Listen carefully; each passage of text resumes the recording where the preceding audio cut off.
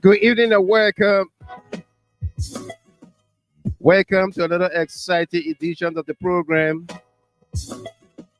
Liberia First On Ht.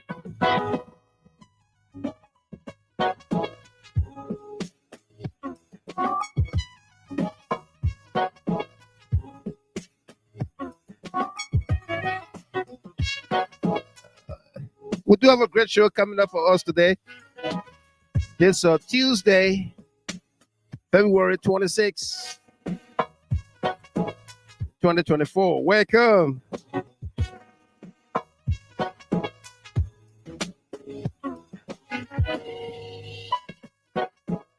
On the countdown, today is day number 48 since Joseph Boakai declared his assets without publication on February the 8th, 2024.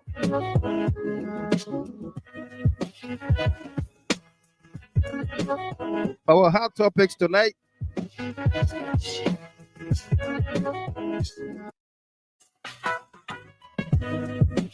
Who's advising Joseph Boakai?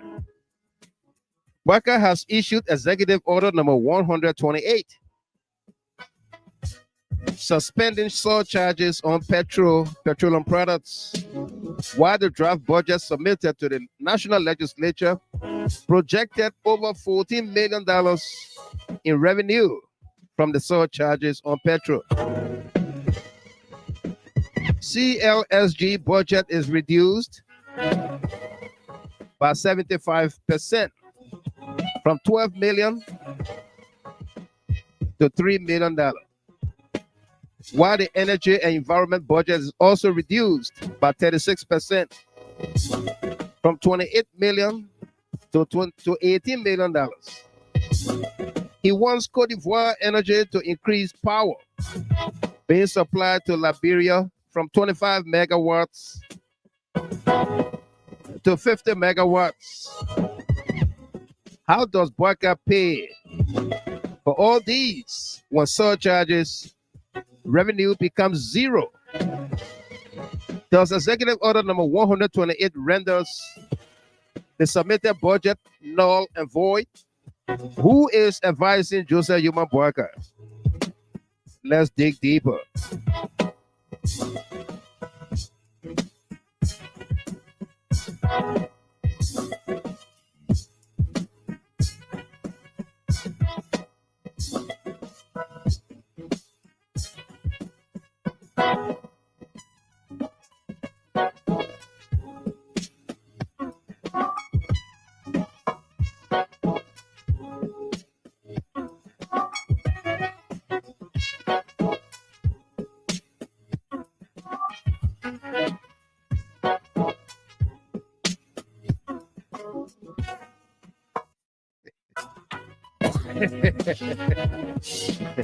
Prince Double, I'm laughing at your comment. Says, in my opinion, the Kwame Weeks advising the old papi.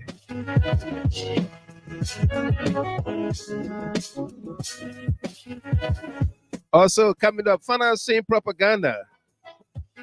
The Joseph Boakai Unity Party government has sourced 180,000 United States dollars to buy out diaspora media houses. Eugene Fagon and J. Matthew Pierre are chief architects of the scheme. Let's dig deeper. Who else procured cars? Now, Minister of State for Presidential Affairs, Sylvester Grigsby, asked NASCOP, that's the National Social Security Welfare Corporation, Director General DeWitt Van Boemus, for 3 SUVs during the transition. Who else did Grigsby request the cars, money, or whatever from? Did he do these as a form of kickbacks for people to retain their jobs or get appointments?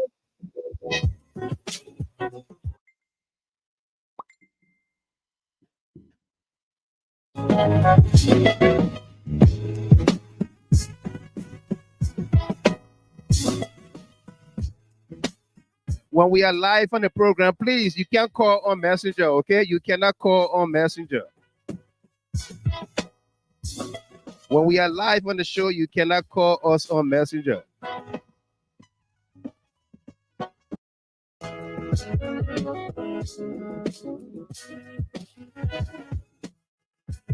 Also coming up, did Grigsby do these as a form of kickbacks for people to retain their jobs or get appointments?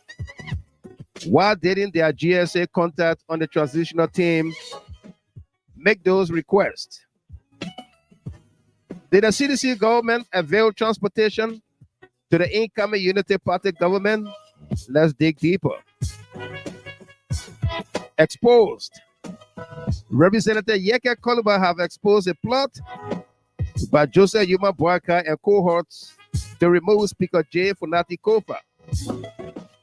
A USD 4,500 US dollars coupon drew on J Mart, a furniture store, was said to have been given to each representative as bribe by the Minister of State to remove Speaker Kofa. Another digging deeper story for us here tonight. If you join us here for the very first time, we say welcome to you.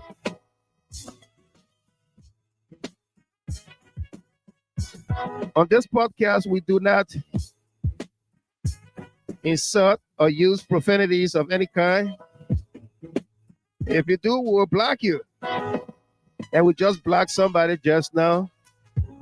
They will never see this page again. They will probably create another fake page and come back here.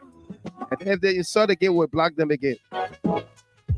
If you're celebrating your birthdays, anniversaries, and special milestones, we'll say congratulations to you. This broadcast is dedicated to you. We say happy birthday to the wife of Be Thankful Addison, Mrs. Addison. Didn't get her name. I just saw the post. Say happy birthday to you.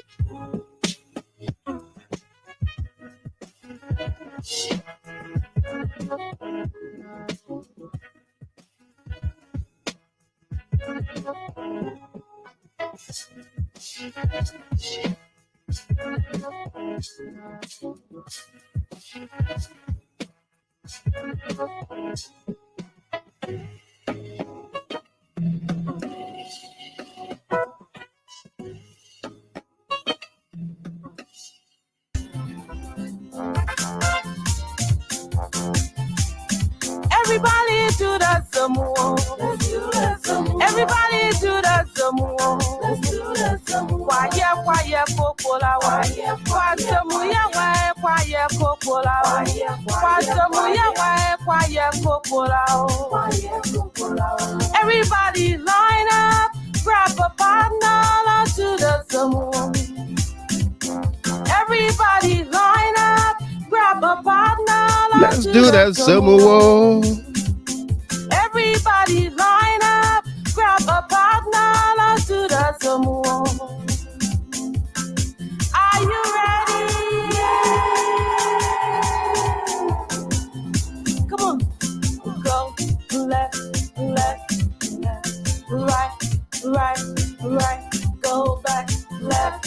left, left, go back, right, right, right. That's how you do that some more. Oh, You do that some more. you do that some more. Oh.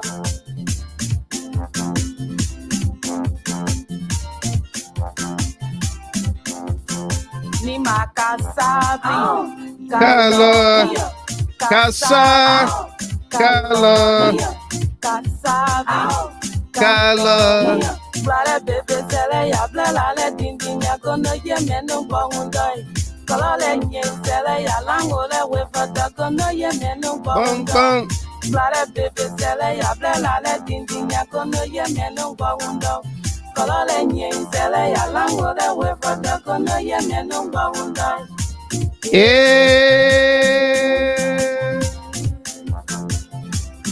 Everybody do the some. Let's do the some. Everybody do the some. Let's do the some. Somewhere's a free music, yeah. Somewhere's a free music, yeah. You can do it anywhere, anywhere, anywhere. Anywhere, anywhere. Hip hop.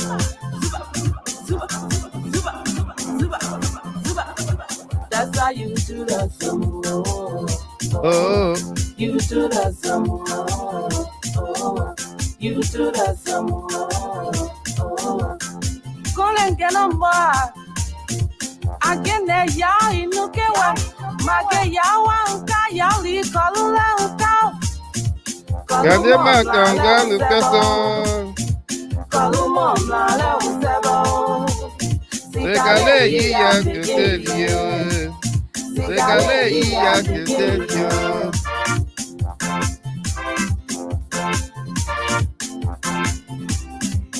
Everybody line up, put your hands all That's to the the freestyle. freestyle.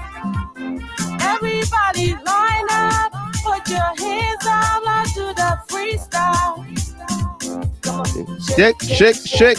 Rock, rock, rock. Shake it, shake it, shake it.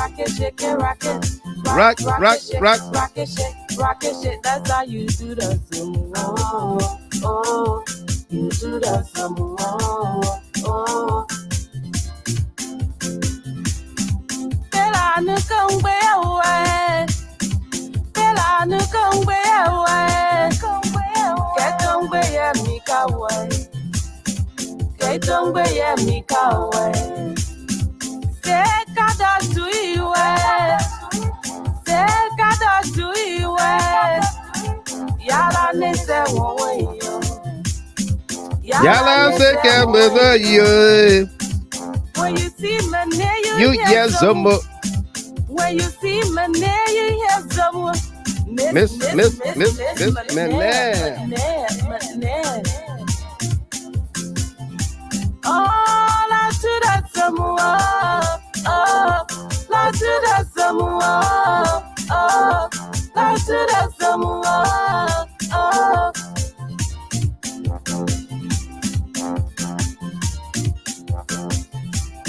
Everybody do the some more. Let's do that some more. Everybody do the some more.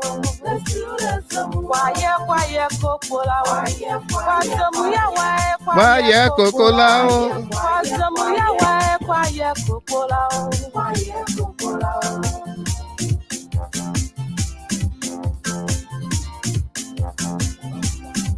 I'm all out to the some more. Oh. Let's do that some more. Oh.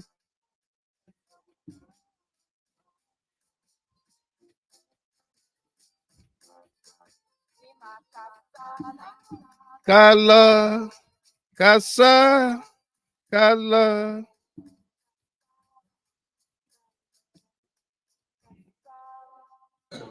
Thank you.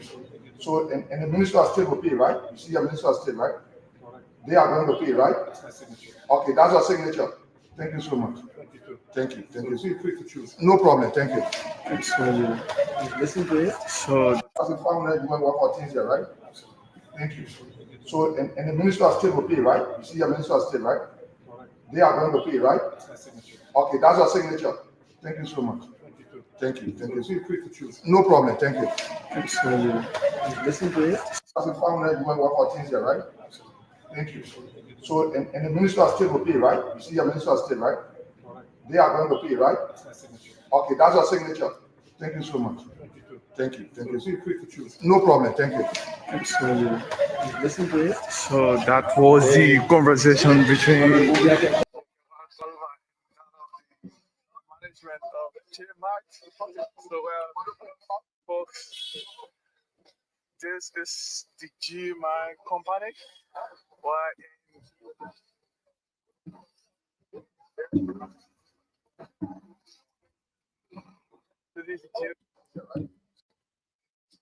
So, and the Minister of State will pay, right? See your Minister of State, right?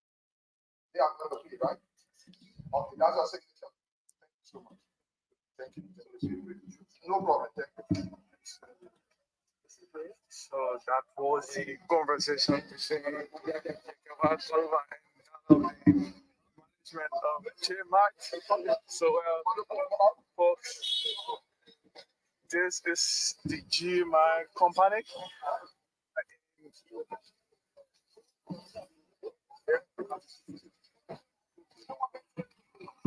This is the GMAC company.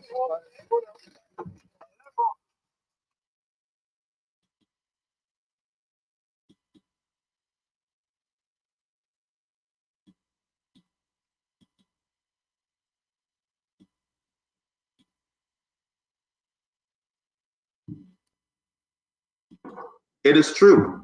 This document that you are seeing today, Minister Boakai, you said, well, I don't know whether this is true. This document is true. It's legit.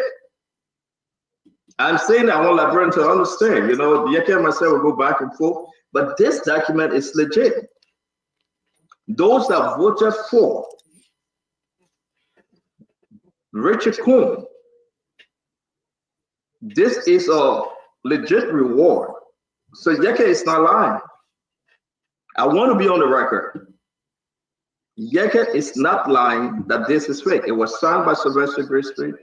As you can see, whosoever signed it from the office of the Minister of State. Why did they give 4,500? When I spoke to individuals, I'm not quoting names. It's not because they want to remove Funati Kofa. No. They gave this money as a thank you for the guys going to go take this coupon to GMAC and buy furniture for their offices, Mr. Dwali. My sources are representative at the Capitol building, not Yeke Koruba. So when I ask, again, I'm not calling name. When I ask people that to apply, who would pay for this coupon? It's not free. You'll go down to GMAC to collect offices and chairs, furniture. Who would pay for it? Because they say, oh no, it's just a credit. I agree. It's a loan. I agree. Whatever you may term it. But at the end of the day, who's going to pay GMAC the amount? So let's go down the line and see how many lawmakers voted for Richard Coon. Some people say 31, some people say 34. If we take the top number, 34, it will be 153,000 United States dollars. And then I ask question. If you want furniture, and you think that you guys really need the furniture, couldn't you go to a Liberian-owned business? Number one. Who approved this? Is it approved by the president or just a vested great son of state?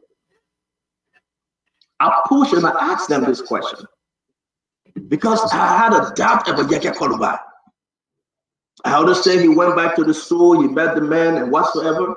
He went to the Liberian National Police, he's all over. I had a strong doubt, like every one of you.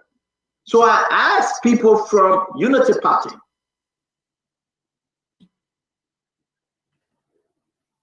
The only reason why they call Yeke and gave Yeke his own is because Yeke voted for Richard Coon. So they wanted to be generous. So they call Yeke. I said, are you sure? They said, yes. So we call Yeke, we give it to Yeke. It's not physical cash, but it's coupon. The man making business, that's his business. The man wants his money. So where is the money coming from? It's not about, I am convinced, it's not about removing Fonati Kofa. I'm done with that problem, Mr. Dwala.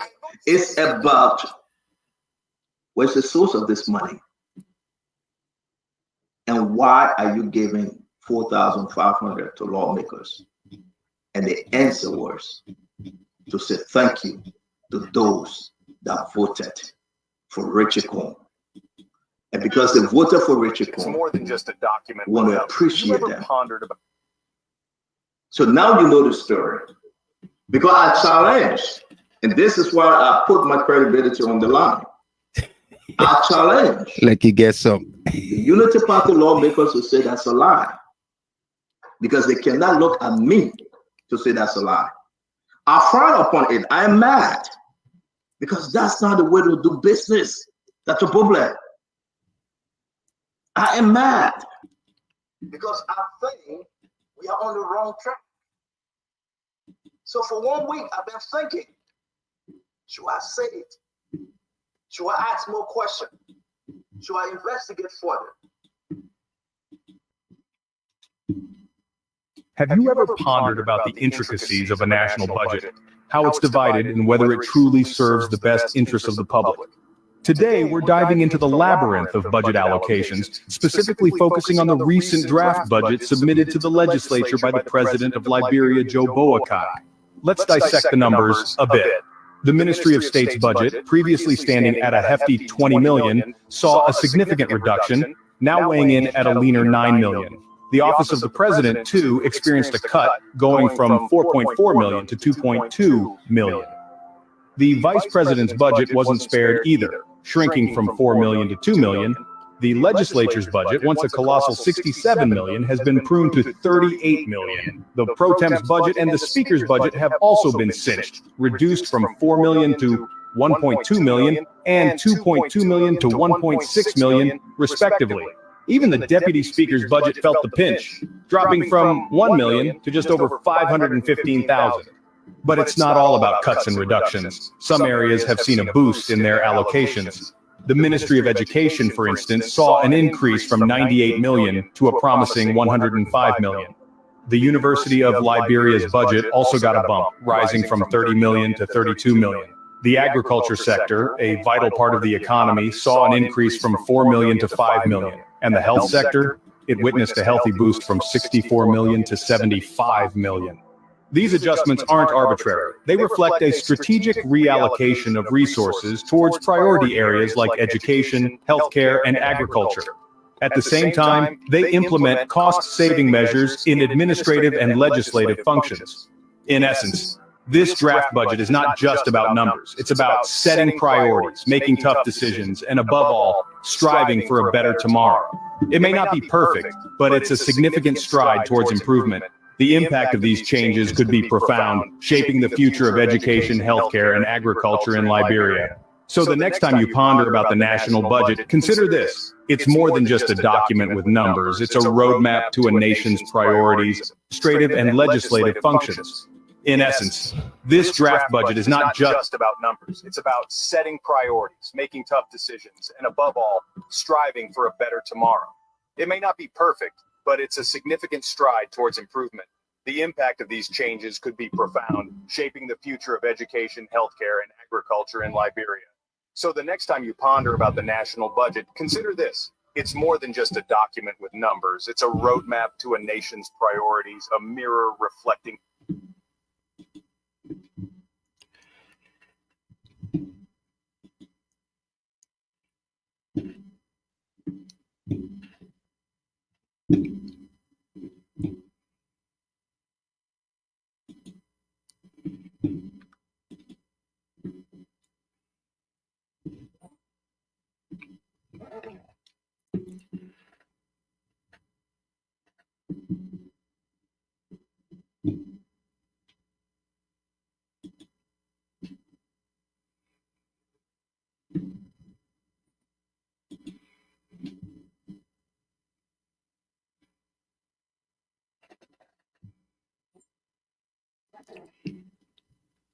She promptly turned in her own passport today.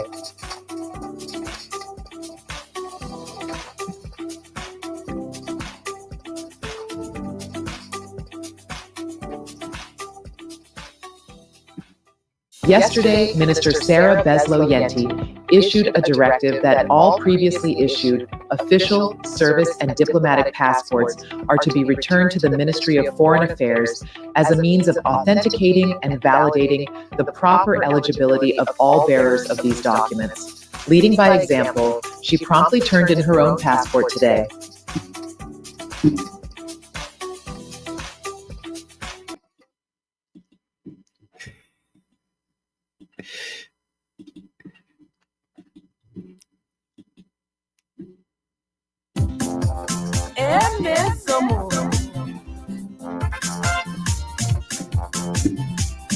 Everybody do that some more.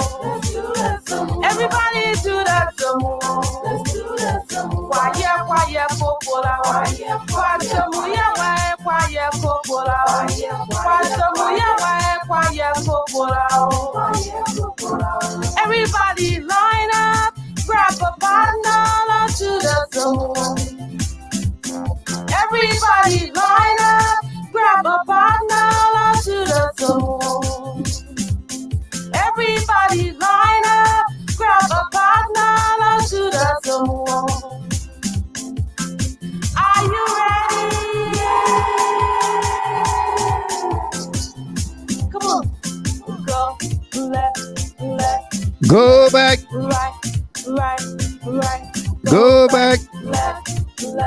left, go back, right. That's how you do that some more. Oh, you do that some more. Oh, you do that some more. Oh.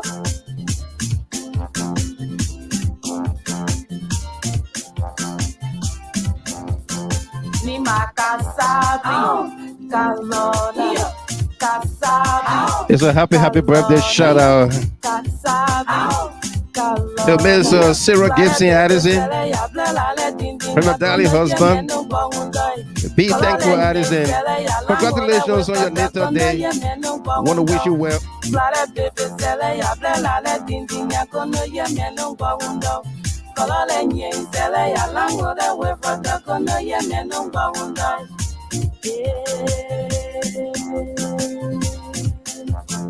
You get credibility. Everybody do the some more.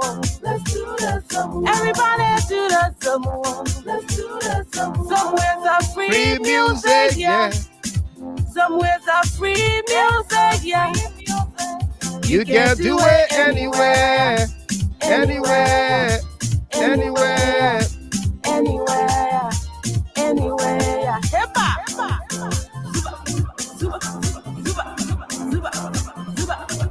That's how you Do that some more. Oh, you do that some more. Oh. You do that some more. Go and get on board. Again, there, y'all, you look at what my gay y'all want, y'all leave Colula. Column, la, sebo.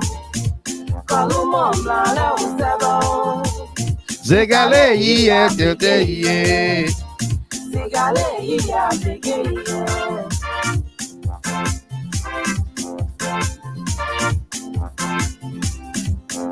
Everybody line up, put your hands up. Let's do that freestyle. Everybody line up, put your hands up. Let's do the freestyle. Shake. Rock, shake it. Rock. Rock it, shake. That's how you do the some. Oh, you do the some. Oh. Bella no come away. Get on away, Mika way. That's not mechanical way. Take a dog to you, take a dog to you, Yala Nese won't Yalla they tell you what you. When you see my name, you You hear hear some more. When you see my name, you hear someone. Miss, man.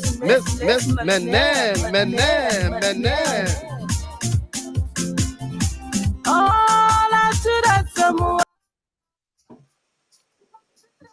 Give me a single. Well, folks, good evening there and welcome. It's great to have all of you back here this evening. We got a full house here today. Jerome Gilman is back with us, having returned from Liberia, been with us a couple of nights, and he's back again tonight. Awesome to see you on, Mr. Gilman. Rosalind Wenley, a regular panelist here, all the way there from Switzerland, burning out her sleep just to be here with us. And Arthur Solo Sr., the constitutionalist, welcome to you there from Omaha, Nebraska. Welcome. And folks, all of you watching from everywhere, we say welcome to you. We got a great show for all of us here tonight. You saw the preview of the show. Those clips we play back and forth with you here. You know exactly what's going on. All right. So welcome to you. If you join us here for the very first time on this platform, we insist that we will be civil with one another. There will be no curse words, no insults of any kind. If you don't like what we say, what we do here, you don't have to insult anybody. Not me, not people you interact with. Just exit the scene, the show. You can come back another day. Go to where insults are allowed and entertained, okay? Not here. We've already blocked 2 people who came on here. First comments they made, they were all insults. We blocked them. All right. Wow. We're not here for numbers. We're here to impact knowledge, information for decision making. Okay. We're not here for 10,000 people watching and then nothing gained. So welcome to all of you. Let me welcome a young man there from Monrovia, Freedom FM, Cruz Ogongbe. Welcome there from Nepo Street. Great to have you on here. I know it's early morning at your end there. Probably just leaving the station or going to the station now. Let's begin with our folks here. Rosalind, good evening to you. Welcome. How you doing? Good evening, sir. Good evening, Mr. Jerome Gilman. Good to see you. So, Arthur Solo, good to see you guys. I'm happy to be here. No doubt. I'm excited. Especially listening to someone you call Spoon say they got integrity. You got really credibility. Put my credibility on the line. Wow, yeah, credibility on the line. Can you imagine? So that's the first. And the first thing I call my attention, I said, huh? Who said that? Who said that? Who abused that by abuse? Who abused that by abuse? Celestia. I'm happy to be here, you guys, man. I'm not gonna have a ball today. I'm just coming from killing myself laughing from the I listened to this book talking about credibility. I said, really? Your credibility? Yeah. From where? From where? The one for the courthouse? The yellow paper? Yeah, the one for April 29. I don't think someone knows what kind of words is supposed to be using around here. No, I don't know. You know what? I don't blame him. You had doctors then sitting underneath him when he's talking to them. You know, I noticed something else too. What doctor? Kobo doctor. Now what I'm saying now, the birds with the same feather flocks together. You know, the guy the credibility. Ninja is there. The Sanjay doctor is on the other side. Then you got all the other guru that's sitting there. It's just a mess. Mr. Kim, happy to see you. Yeah, Mr. Kim. I'm happy to see my dear sister. Mr. Kim, look at that new money. Why is you that so? The man growing his beard. I try to grow my beard. Every time I go to the barber, he just cut everything down. Don't pay him. I know, not pay him. I just tell you, so just do the line up and start lead it till it grow wild. The man looking at the haircut when he leave it wide, you will look different. So I tell you, I say I want my mouth feather to be long. My mouth feather.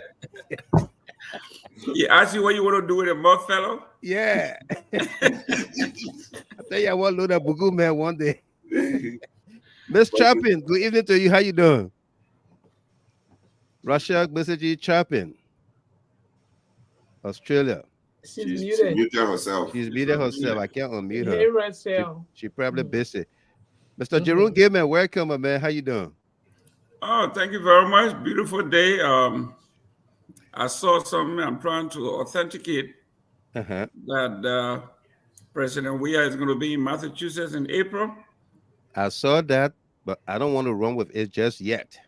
Yes, I gotta verify the information. Trust but verify. That's correct. Yeah. Awesome. But yes, I'd like to say our nation is mourning the loss of many folks in Riverside. Many. Yeah. And the president of the nation have not even spoken. Nobody has said anything. This is a major development. Has he said anything about Grand Cape Mount King George? Did he hear anything from him? He didn't say anything about FOIA the many fire disasters. Have you heard from him? I didn't hear anything from FOIA either. Okay. So I'm gonna go to show you. That's it. Yeah. The roller coaster started already. We are in. Absolutely. The is incompetent. Miss Chapin, you there? Anyway, we extend our thoughts, prayers, and hearts to the people of Riverside on the tragic loss there of lives. Also, to the victims and their families in that tragic motor accident between Plebo and Harper City. Students from William V.S. Tubman University. There were 3 or 4 of them got killed. Ambulance and motorbike collided. And I think 3 of them were on the motorbike. They didn't survive. Yeah. Legs cut, bodies around the place. Miss Chapin, I saw you. Yeah. How you doing? Yeah. I'm fine. I'm not really fine. And people die. So yeah, I'm really disturbed by that news. Right. But, yeah.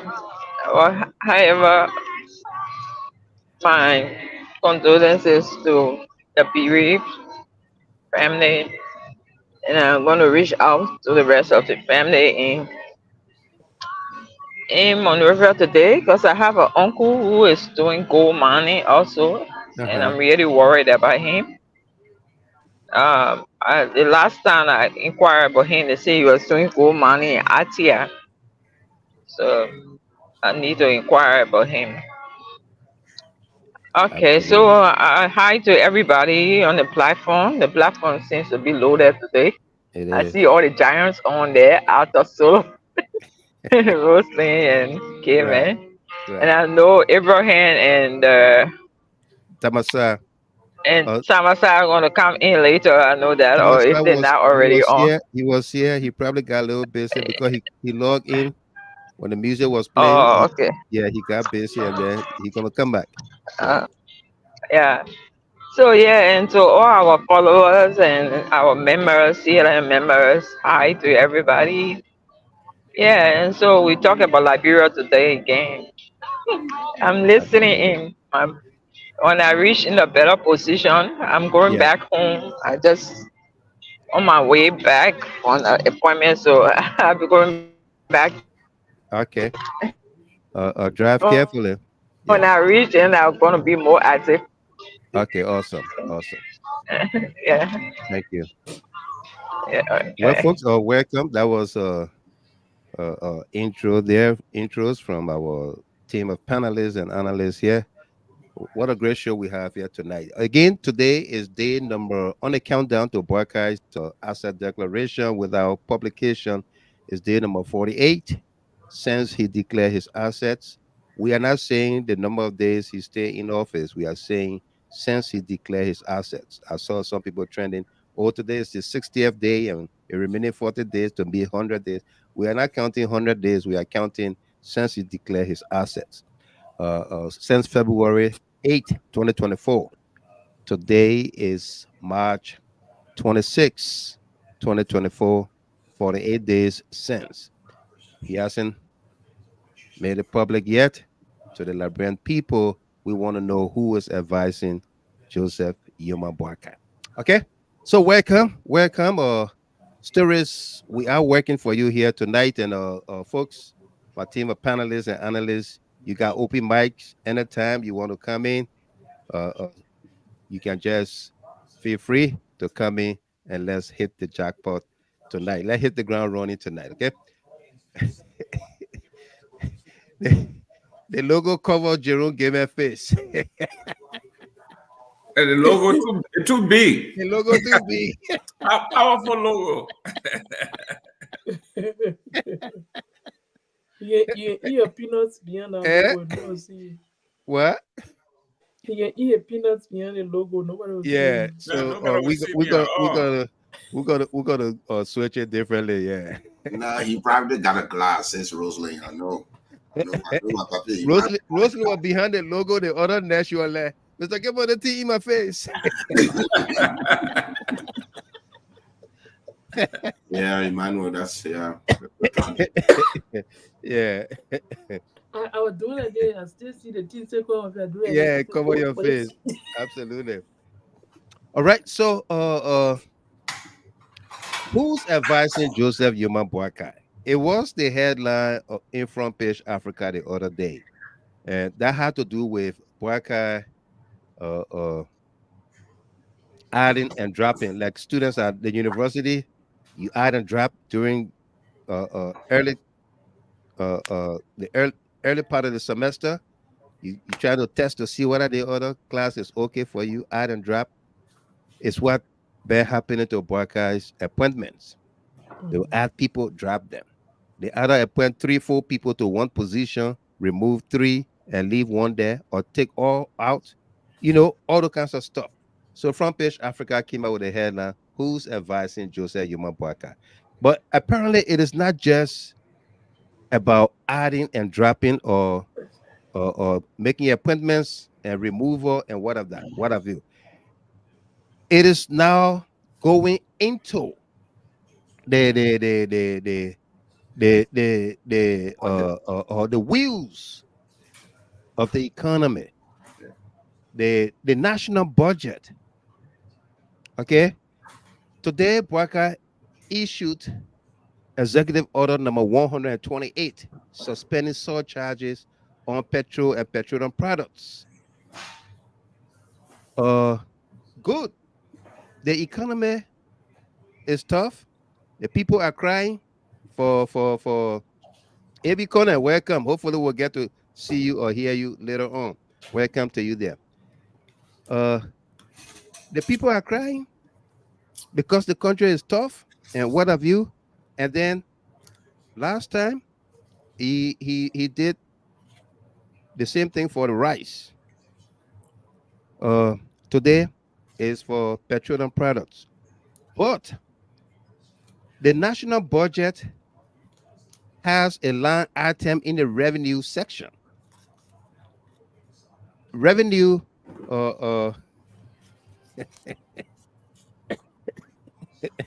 yeah. Musula Townsend, welcome.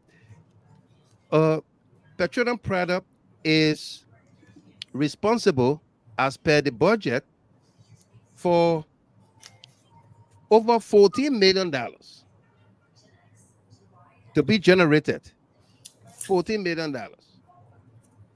Because they estimated about 190 million gallons supposed to come in and be sold on the market and what have you, and 20 cents per gallon.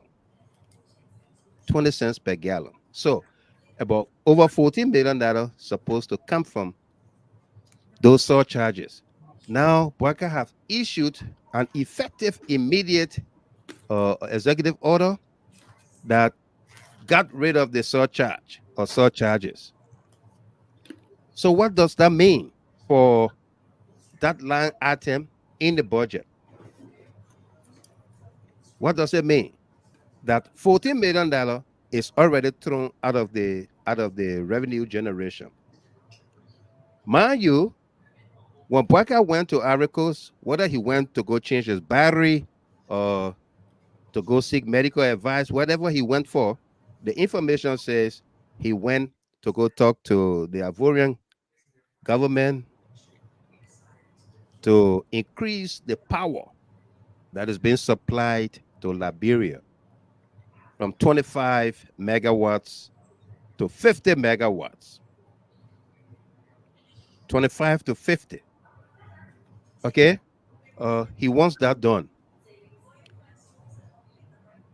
This in the budget, the CLSG that is responsible, the very thing he went to go or talk about or seek from the Ivorians, the previous government under George Weah had $12 million in the previous year for the CLSG. $12 million to import power, electricity into the country. $12 million. That is about 1 million per year. Joseph Boakai, government came in and said, no, that's waste. That's why we play you that a video with the white man, whether it's AR or whatsoever, AR generator or whatsoever. That's what the Boakai government wants the Liberian people to believe, that a white man is explaining about the effectiveness of a budget that have already been declared null and void. But the fact that line item revenue from petrol and petroleum products has been squashed. So now the legislature will have to either send that budget back to the executive to redo. Okay? You brought in this AR or white man to tell the Liberian people that you've reduced the budget drastically from the president office from 4.4 million to 2.2. It's like you put a sledgehammer or axe in every line item, 50%, 75%, 40%, 36% cut. All those things. What did it do for the budget? And then you go to a bag, the Ivorians for power. Okay? You go to beg the Ivorians for power. But you are reducing the CLSG budget by 75% from 12 million to 3 million. So 12 months into 3 million. How much do we have per month? Do you understand why the country remains dark and hot and there's no electricity? If the Christmas will be good, you will do what? You will know from the eve. You will know from the eve. You are dealing with people, experts or expert with their expertise. They see your budget. There were 12 million to pay for electricity from Cote d'Ivoire. And with all of that, we were still owing Cote d'Ivoire. We were still owing them. From 12 million, we were owing them. You cut it to 3 million. When in reality, it's just about how much we owe them for past electricity supplied. Okay? The budget does not have in it no 98% of government entities in this current budget do not have provision to pay for LEC. To pay LEC for power usage. Okay? They do not have it. So government, the biggest user of electricity, the biggest consumer of electricity is the biggest want to fail not to pay for electricity. So how does LEC meet up with our obligation to businesses, to residents, to our international partners, to everybody? The moms and pops businesses, those small restaurants, small guest houses, hotels that cannot afford running generators on their own. How do they succeed? People want to go home and turn on the air condition in their homes and have a peaceful night, sleep well. Don't worry about the heat or the mosquitoes or security or insecurity, because once you have lights, the brightness of the neighborhood will ease off crimes. Okay. Notwithstanding,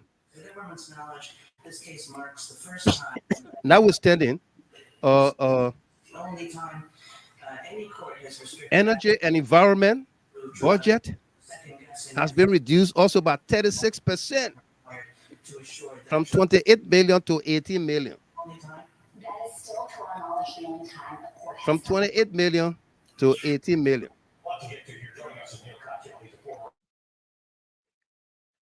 Okay. Where does Boakai get money from to pay for the 50 watts he wants from Cote d'Ivoire?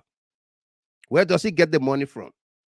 When you sliced and slashed everything that is power related in the budget, whether it is revenue generation or expense, you cut it. You cut it. The budget itself, revenue generation itself, was reduced by over 10%. The previous government had a 727 or 777 85 million revenue projection or generated. The Boakai government cut that by 10% or over 10% to how much? To 692 million. All right, 692 million. Let me check my notes here. I want to make sure I got that right. Yeah. From 7 to 6. Okay. 2023, the budget was 771.70 million. Boakai cut it down to 692. Okay.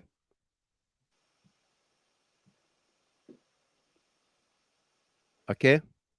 So with all of those cuts, you brought a white man to tell us that it's good. It's like Arthur Solo Sr. telling us, don't pee on my head, don't pee on my face, and you tell me it's raining.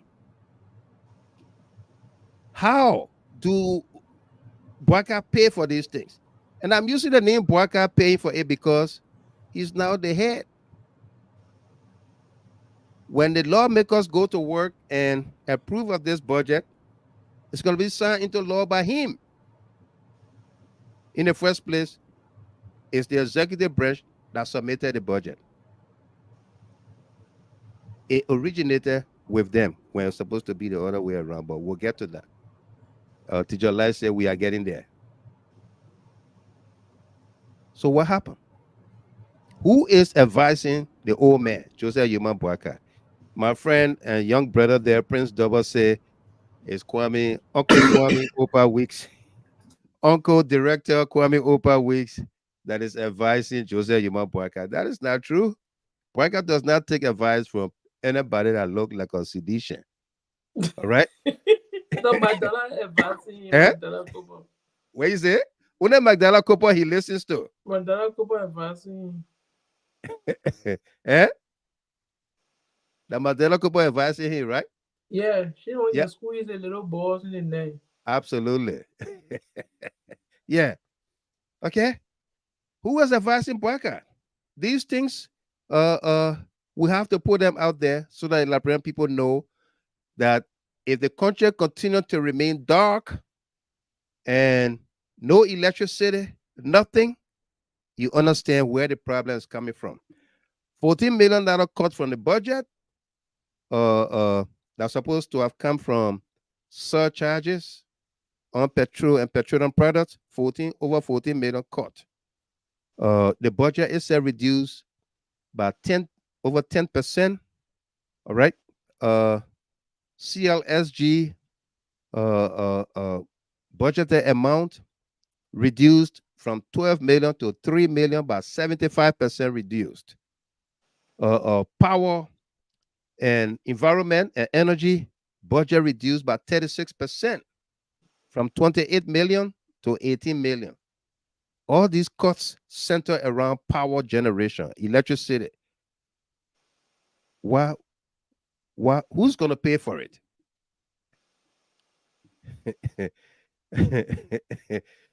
Jerome Tedega said George Lobo advising JNB. Yeah. And Obe advising JNB. All right. Who's going to pay for it?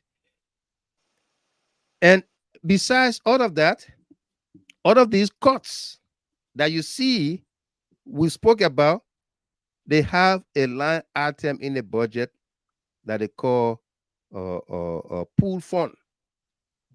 Pool fund was not in the past government's budget, but they created that and they added money to it.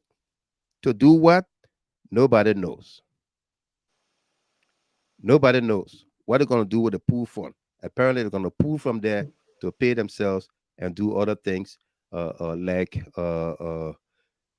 financing propaganda in the diaspora. We spoke about it yesterday. Apparently, that was the only topic we talked about. $180,000 has been sourced for propaganda. And I saw my friend and brother Jerome gave me a comment under the post, says, absolutely right. That's the best thing that any serious or government will do to pay for propaganda, press, PR, you know?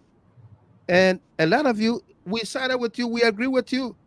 A lot of you made comments yesterday on that, and during the show, you call in your numbers, and we spoke about it. Okay, we spoke about it. Pay for PR, but it should not be at the detriment of the people, the country. All right? Ellen Johnson Sirleaf spent $625 million United States dollars for Washington, D.C. lobbyists alone. Washington, D.C. lobbyists alone. The reports are there. $625 million. That's about the budget that Joseph Boakai is today submitting to the House of Representatives, to the lawmakers. $625 million. A whole year budget she used at the detriment of the Liberian people. She left power, the country, nowhere. Nowhere. All right? And again, that is a lesson for our own CDC government who came to power. There was a line item in the national budget of 2016-2017 at the Ministry of Information, Culture Affairs, and Tourism. Eugene Nangbe supervised that budget 2016-17 for over almost $1 million in media surveillance. About $1 million. You can find it. Go on Google, look for Liberian budget 2016-2017 fiscal year, and look for the Ministry of Information. You will find it there. About $900,000 for media security surveillance. When we came to power, we said this money was a waste. We took it out of there. We took it out of there to the extent then Information Minister Legislature Julius Rennie had to go on OKFM one morning and say he got nothing to work with.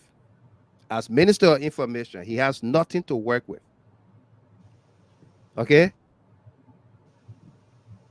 The president will later call him and they will harmonize that. But what we're saying here is CDC is preparing to come back 2029, come back strong and win elections 2029. As we are all supporting this pile of money, 180,000 against 250,000 that was requested by Eugene Fagon and buttressed by Jerolimic Matthew Pierre to Jeremiah Kuhn, with Fagon telling Kuhn, say, hey, you are young, you got future, you might become president, but you know, I got this job as LBS Director General from propaganda. I got this job from propaganda. And the diaspora, you don't want to leave them hanging.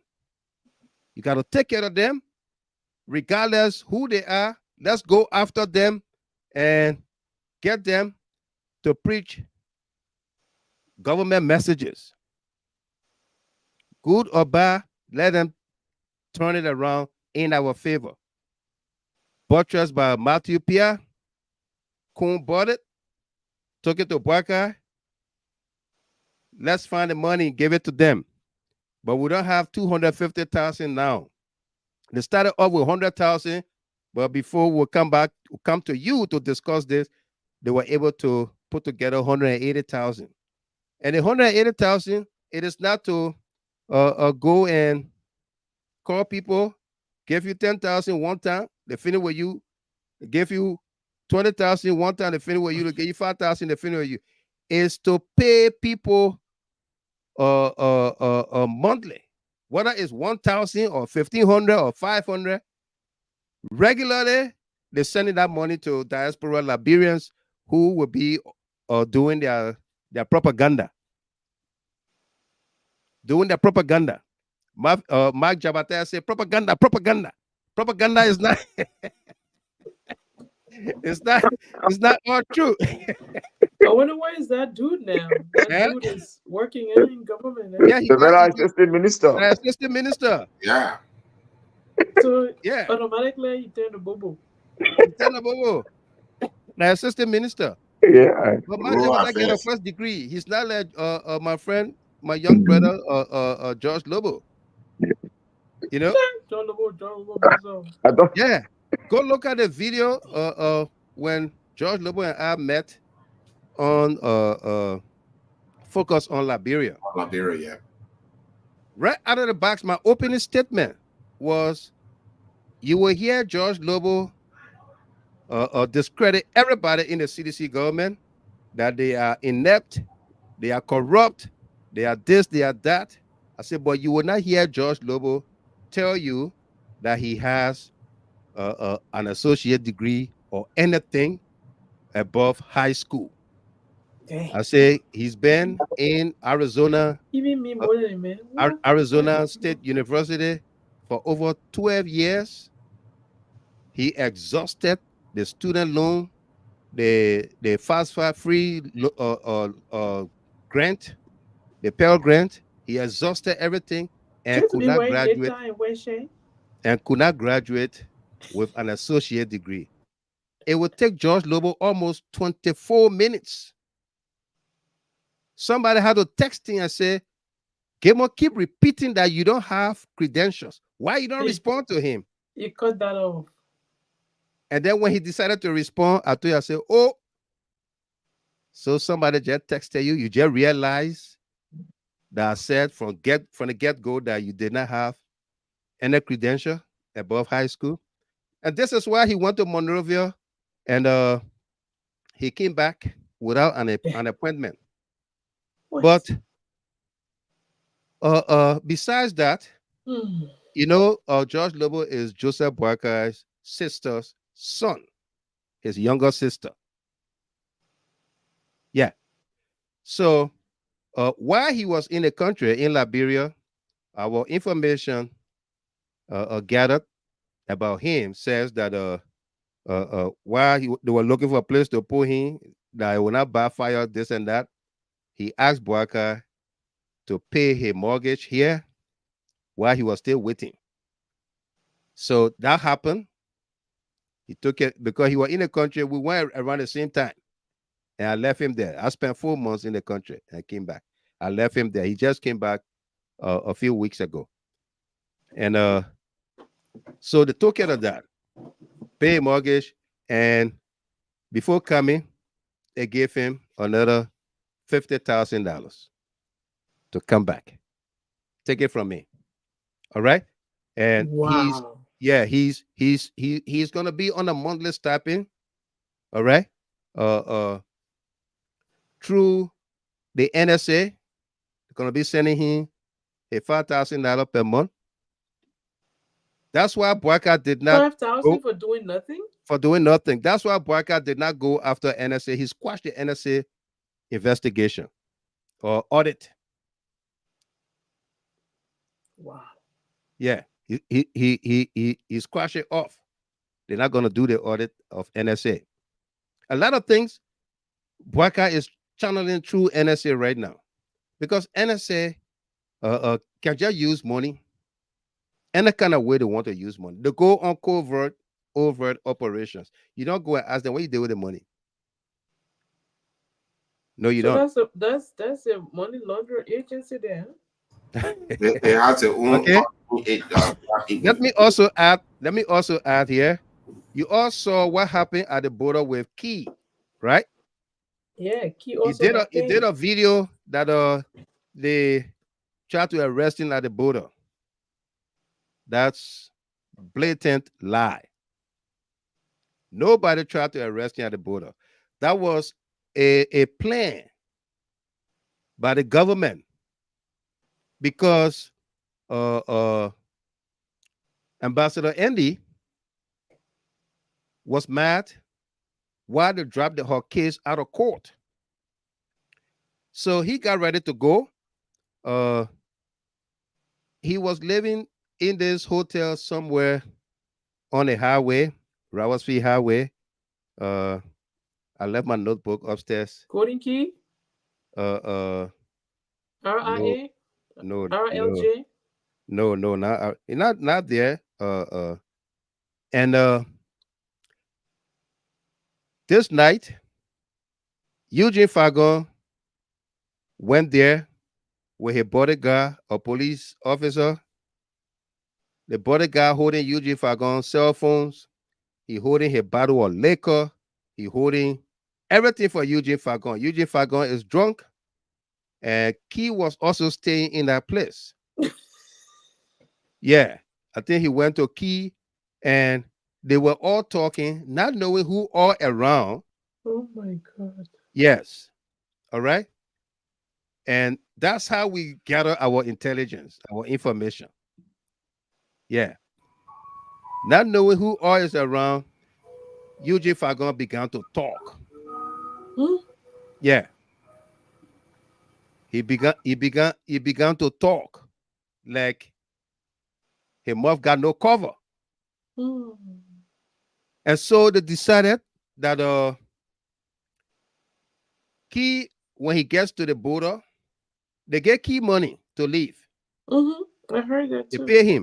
They pay him to leave. He's on also a monthly stipend through NSA.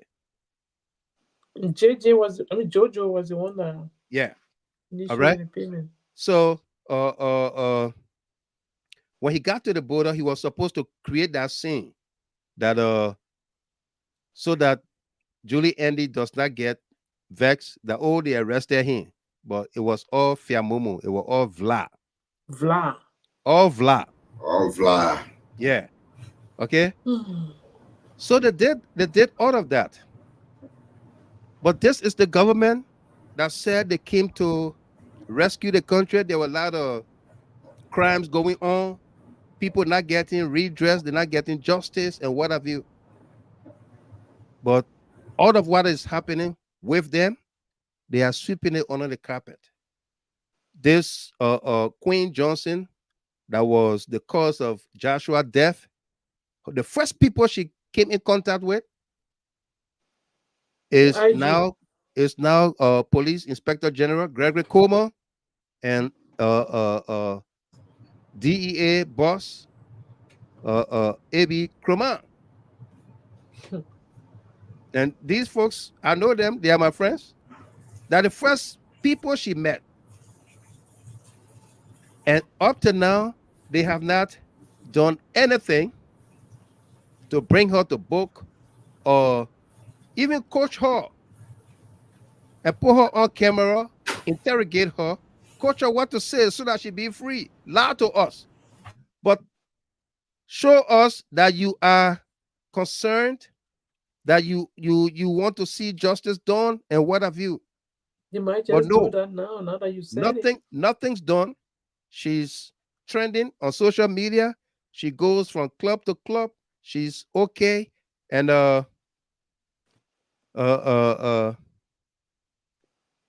Seaman Rice said, Gilmore, who was in charge when that incident happened? CDC was in charge. But where did she go for refuge? She went to Buchanan to Yumli Kanga Lawrence. Okay? That's what she did. She went under the bosom of Senator Yumli Kanga Lawrence. And when she, even to the extent that her mom died, she could not come outside because CDC was still in charge. She could not come outside. She was crying on video. Mama, and this and that. You forgot what you did to somebody's son? A promising young man. I met Joshua when I was in Monrovia. Wow. Okay? A promising young man. Yeah. So we're not going to go for distraction tonight. Keep trending. I'll read it later on. All right? So Key is gone with his share of the booty or the loot from the Boakai government. Next stop. Who else will secure cars? Now, Minister of State Sylvester Grisby asked NASCOP Director General DeWitt von Bamus for 3 SUVs during the transitional period. Who else did Grisby request or requested cars, money, or whatever from? Did he do this as a form of kickbacks for people to retain their jobs or get appointments? Why didn't their GSA contact on the transitional team make their request? Did the CDC government avail transportation to the incoming Unity Party government? Did CDC avail any transportation? Absolutely. They avail transportation. As a matter of fact, the Boakai team submitted a budget of $650,000. They gave it to them. They came back and said, oh, we need more money. They requested for additional $250,000. So how much is that? $900,000. Almost $1 million given to them. You are president-elect. Your team, Grisby and others, are on the transitional team. The president of the republic remains president until the new president is inaugurated. So you cannot make anything. That's why they went running and say, oh, the Boakai pay for the RIA highway road construction. And as soon as he won election, the project started kicking off and this and that and what have you. Where the Boakai, that If you want to say that, answer Yeke Koluba's question. Where did Boakai take $10 million Liberian from to give to Totota highway victims? Before you can finish road. Before he can even start the road, not finish it. Where did he take it from? If Boakai did anything before January 22nd, 2024, let him answer Yeke Koluba's question about where did he take $10 million from? Did he take it from the man who said he got credibility, Stanton Witherspoon? Or he did? Where did he take it from? Okay. So Grexpe is on record for writing NASCOP for 3 SUVs using pension money to procure 3 SUV at a cost of 117,000 United States dollars. Okay, what else did Grexpe ask for? From whom? What else did Grexpe ask for? And from whom? Did he get anything from Port Authority? Did he get anything from Central Bank? Did he get from NOCAL? Did he get from a Forestry Development Authority? From LPRC?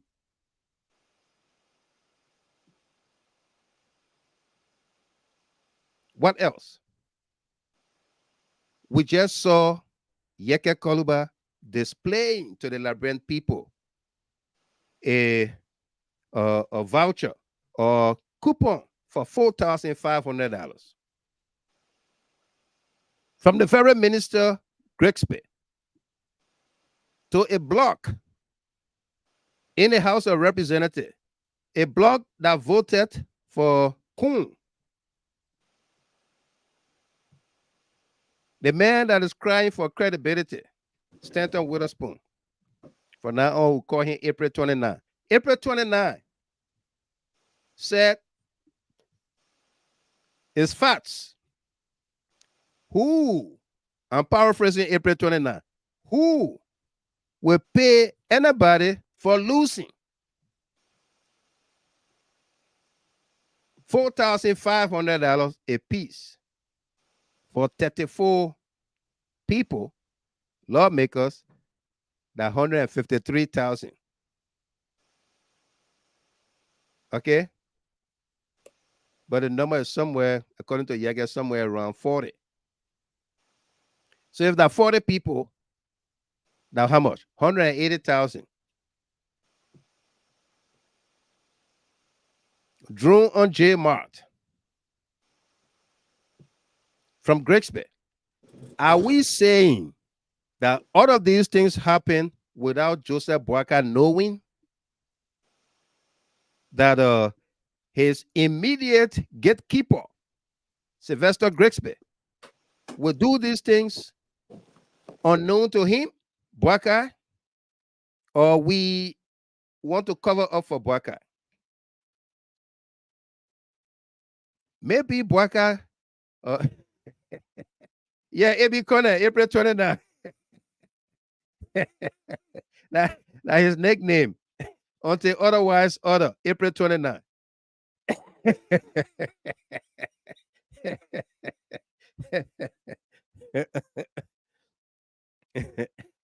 Okay? Yeah. We see Boakai appointments changing every time there is a list that come out. They will change it. Either they get duplication of names or multiple people or names for one position. Right after the appointments made yesterday, Mamisi Kaba, Miss Kaba, was one of the first person that caught that. Mamisi Kaba, yeah, so 180,000 for 40 lawmakers. Mamisi Kaba caught that. That you have, I don't know, about 3 or 4 persons appointed to be a commissioner for Kwedu Boni. Same position. Different names for one position. And then my comrade and Cardinal and Anthony V. Kessley say ain't nothing. Somebody said this is very bad. It's not a minor mistake. It being repeatedly. And then he want to be sarcastic. Okay, this is catastrophic. It's a tsunami. Is this? Is that? Using all of the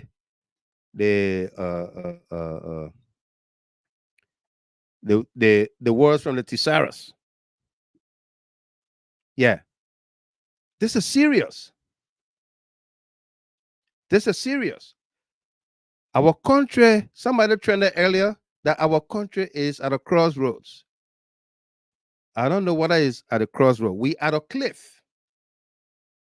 The country is at a cliff, and it's like it's gonna fall off anytime. That's what it is. Okay, at a crossroad, you can decide to make the right turn. It might be the turn for the better, but we at a cliff where you're looking thousands and thousands of miles down. Like we were up there on Mars, and we want to come down on Earth. That's what it is. Way out there. That's what this old man have done to our country within 60 days of governance. 60 days of governance. The country is in ruins. It's in tatters. It's in disarray. You don't see no future.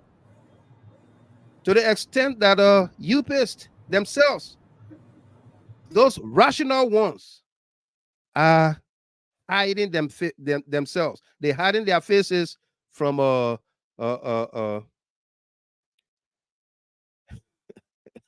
yeah. You see all the UF Palava hot English. Absolutely all Mama see Kabah post. Okay? They're hiding themselves.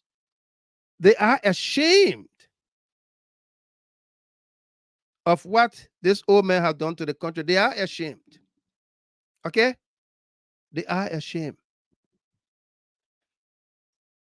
And Yeke Koluba should come out openly against them again with this $4,500 coupon drawn on J-Mart. It's still on Randall Street. And fast forward, today, Yeke went to the police station. He went to the police station and wrote the police director complaining J-Mart. Okay? After he got J-Mart to admit that, yes, this is from us. Is it my signature? Yeah, take anything. We'll play you that video here. You can take anything as you like. Today, J-Mart is saying that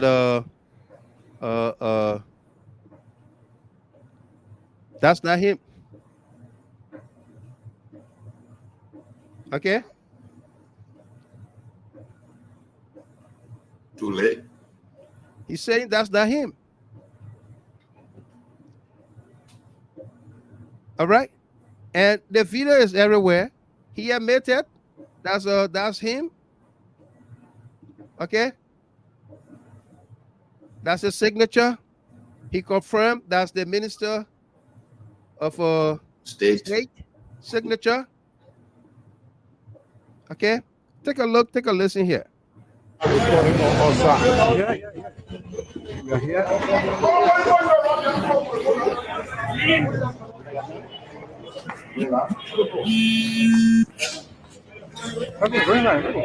What are you doing? How are you? Okay, my name is Mono. So getting us already, right? Yes. It's for Jema. Yeah. So that means I can pick up $4,000 and $4,500 worth of things here, right? Absolutely. Thank you. So and the minister of state will pay, right? You see your minister of state, right? Correct. They are going to pay, right? That's my signature. Okay, that's your signature. Thank you so much. Thank you too. Thank you. Okay, my name is Mono. So getting us already, right? Yes.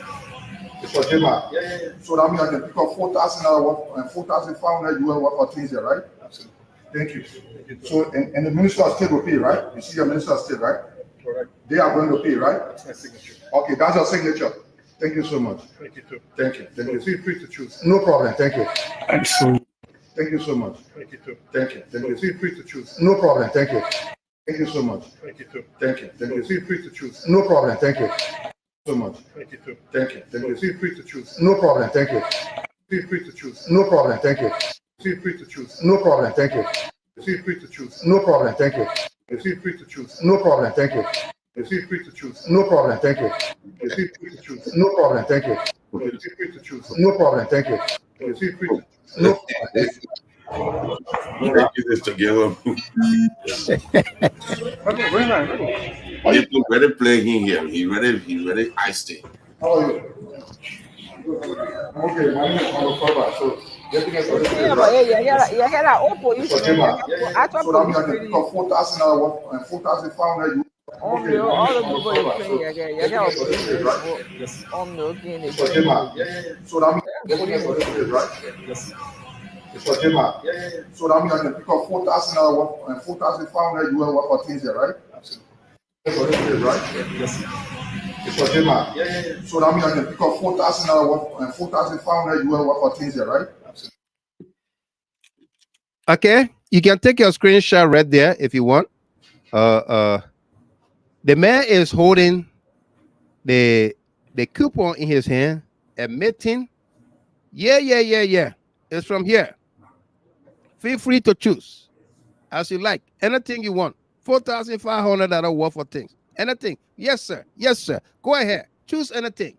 Habibi, hey, you my friend. The Minister of State, he's a very good friend. That's his signature. He wrote this. He did this. You can choose anything you want to choose. Go ahead, Habibi. Take anything. Inshallah.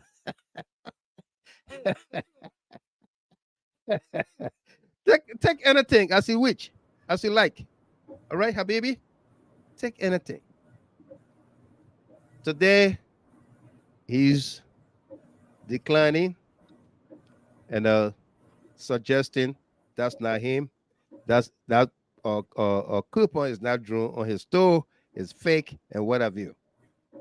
All right. So I see a lot of people talking XYZ and what have you. But here is the financier of the campaign, April 29, admitting. April 29 admitting to his team of panelists and analysts and co-hosts about what happened with that voucher or coupon. It's real, it's authentic, and what have you. Eh? You saw that video. Let me just play excerpt, a little bit of it for you all that are just coming in. Yeah, let's do it here so that you can have your say.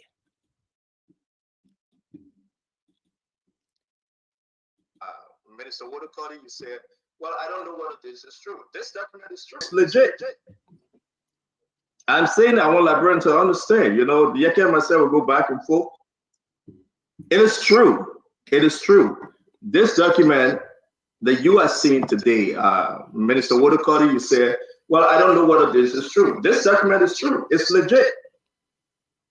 I'm saying I want Liberians to understand, you know, Yeke and myself will go back and forth, but this document is legit. Those that voted for Richard Coon, this is a legit reward. So Yeke is not lying. I want to be on the record. Yeke is not lying that this is fake. It was signed by Sylvester Greenstreet. As you can see, whosoever signed it from the office of the Minister of State. While did they give 4,500? When I spoke to individuals, I'm not quoting names. It's not because they want to remove Funati Kofa. No. They gave this money as a thank you for the guys going to go take this coupon to JMAT and buy furniture for their offices, Mr. Tualu. My sources are representative at the Capitol building, not Yeke Korba. So when I ask, again, I'm not calling name. When I ask people that to apply, who would pay for this coupon? It's not free. You'll go down to JMI to collect offices and, you know, chairs, furniture. Who would pay for it? Because they say, oh no, it's just a credit. I agree. It's a loan. I agree. Whatever you may term it. But at the end of the day, who's going to pay JMI the amount? So let's go down the line and see how many lawmakers voted for Richard Coon. Some people say 31, some people say 34. If we take the top number, 34, it will be 153,000 United States dollars. And then I ask question. If you want furniture, and you think that you guys really need the furniture, couldn't you go to a Liberian business? Number one. Who approved this? Is it approved by the president or just Sylvester Greenstreet of State? I push and I ask them this question because I had a doubt about Yeke Korba. I understand he went back to the store, he met the man and whatsoever. He went to the Liberian National Police, he's all over. I had a strong doubt, like every one of you. So I asked people from Unity Party.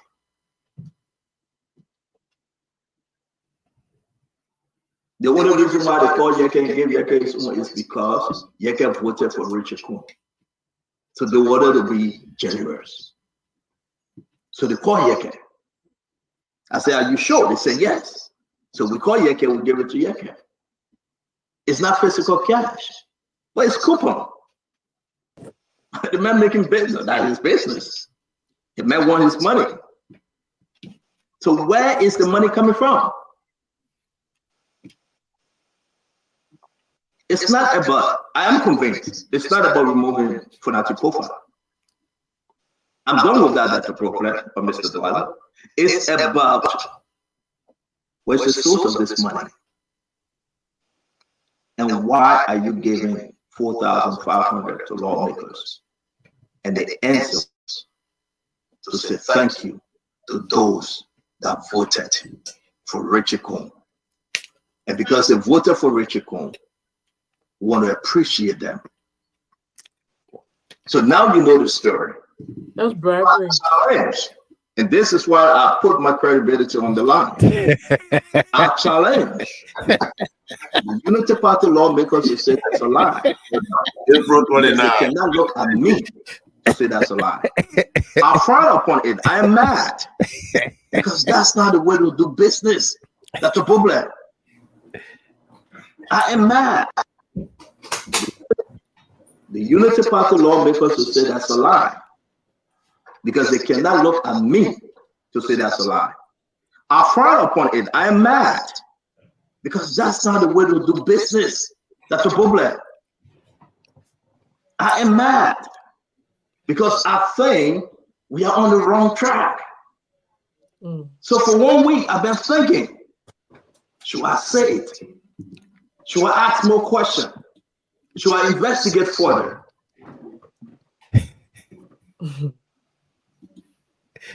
And the answer they gave me, Yep.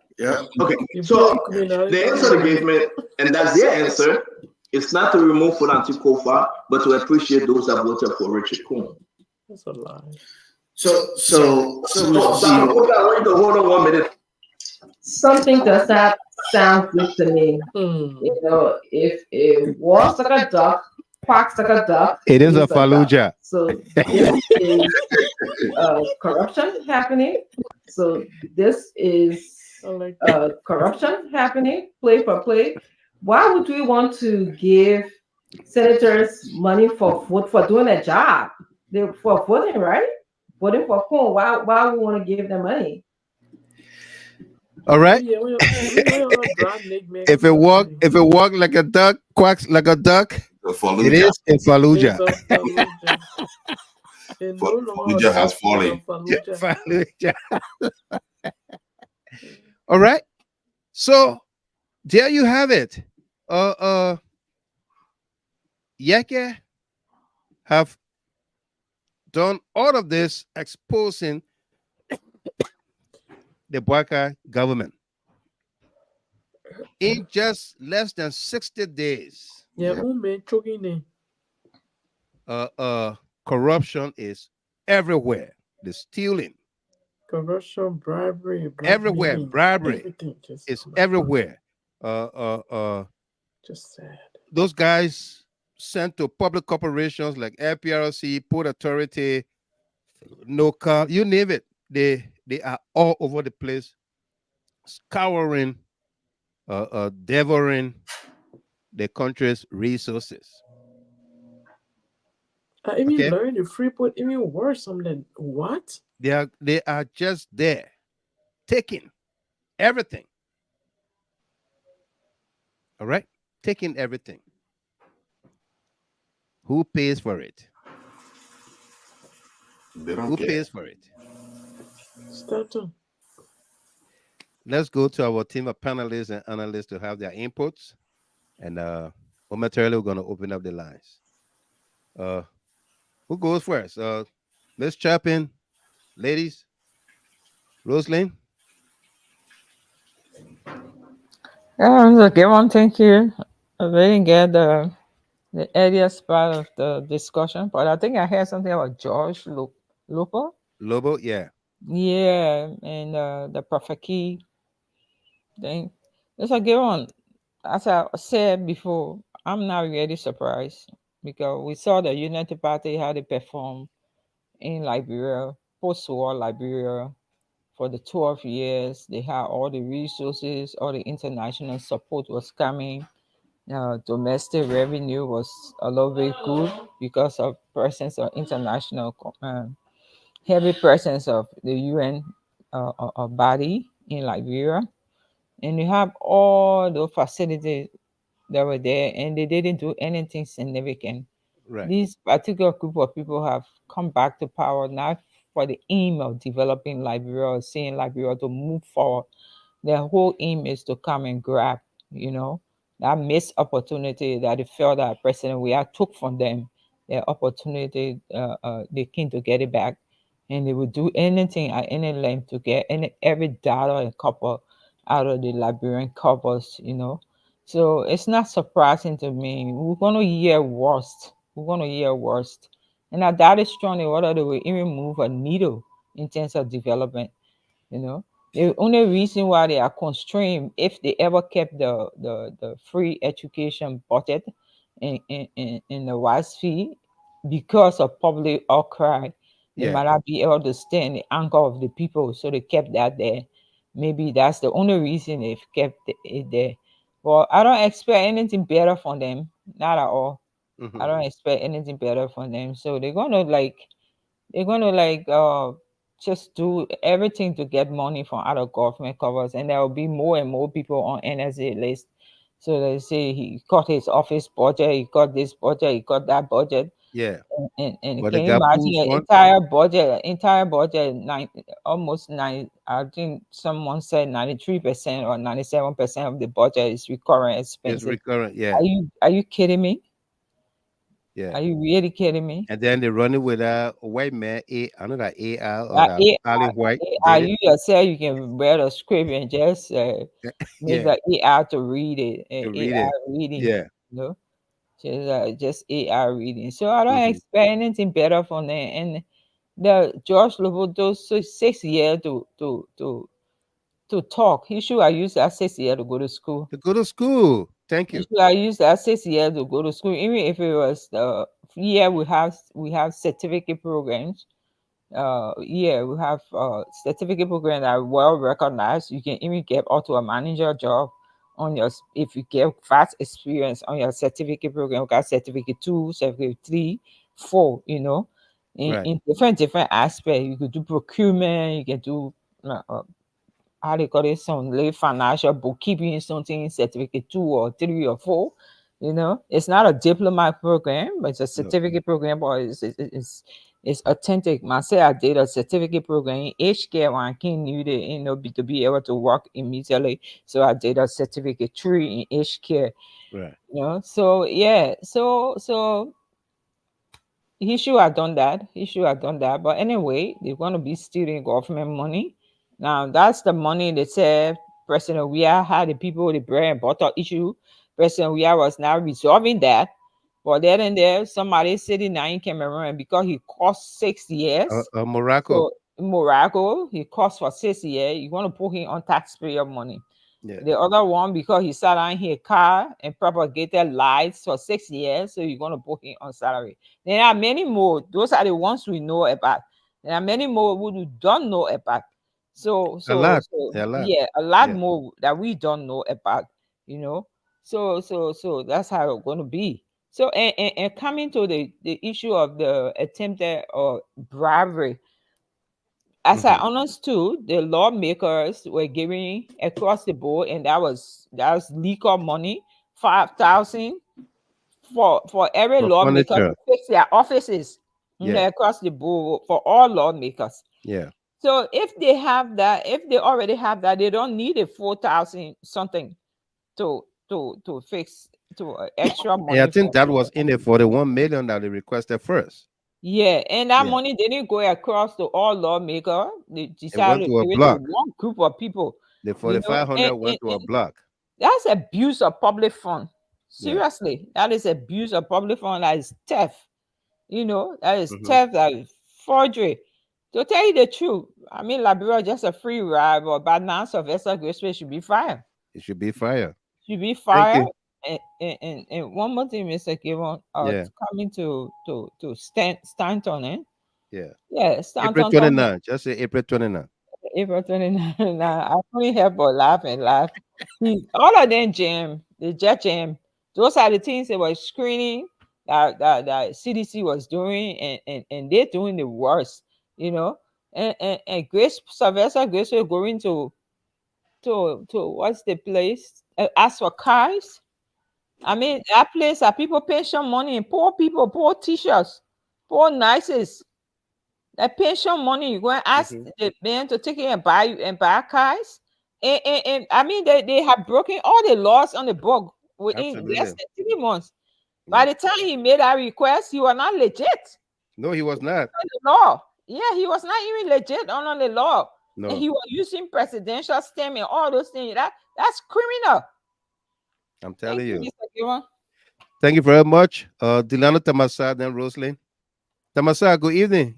Yeah, good evening. Good evening, the wise man. Let me say hello to all of you there. Right. The wise man. I sat for long and I've been, analyzing, past administration, their first, 1 or 2 months in office or 100 days in office. Right. I mean, other may know about other administration from way back, but the quite recent one, even said the interim administration. This is the worst ever start of administration, the Boakai administration. From the onset on day 1, January 2020 or 22nd. Right. He started seeing the deficit. The first thing was even how they handle the inaugural funds. Yeah. How they handle it. Yeah. That was a problem. To even say utilize that money in the best way, that was a problem. To the extent the president would have died on the podium. And leaving from there, coming down to even say before February, the armed forces, this scenario, they couldn't imitate these people to handle and mitigate the problem. It ended up, being a serious problem that they couldn't manage, and the program couldn't be held in the best way possible. Right. But look at quite recently, the issue that has to do with the $4,500. How will you give $4,500 to a lawmaker only on the basis that because it's your block, they voted for you? To the extent if you accumulate this, it's almost $450,000. If you are stopping ordinary Liberians for using public facility that were built by their government, that because they don't have it, they should go and play. Right. If you have such a money like this, why you can't divert such money for the maintenance of the facilities? And you give it to a man that also making money. What they intend is because the man voted for you? No.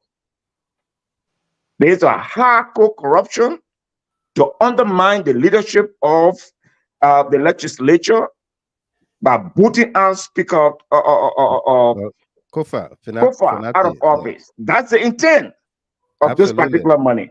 Yeah. The corruption is at the highest level. I think it is time that, we try to drum these issues. It is time that we rally around this issue. And Sis Rachel talked about Yeke yesterday, and that's true.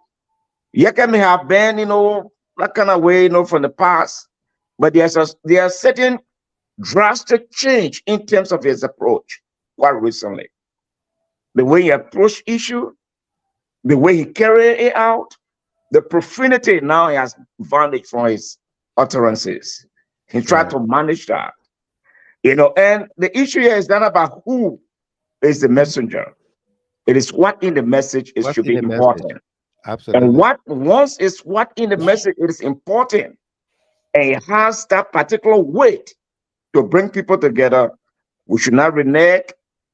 We should take full step and make sure we drum such a message. But I think the Boakai administration, it is the worst start for any administration. And I don't think they will make any progress. And what I noticed about this budget is just, if you look at the budget deficit, you'll find out that the total accumulation that they do, all they cut from the few items that you just named is almost $39 million.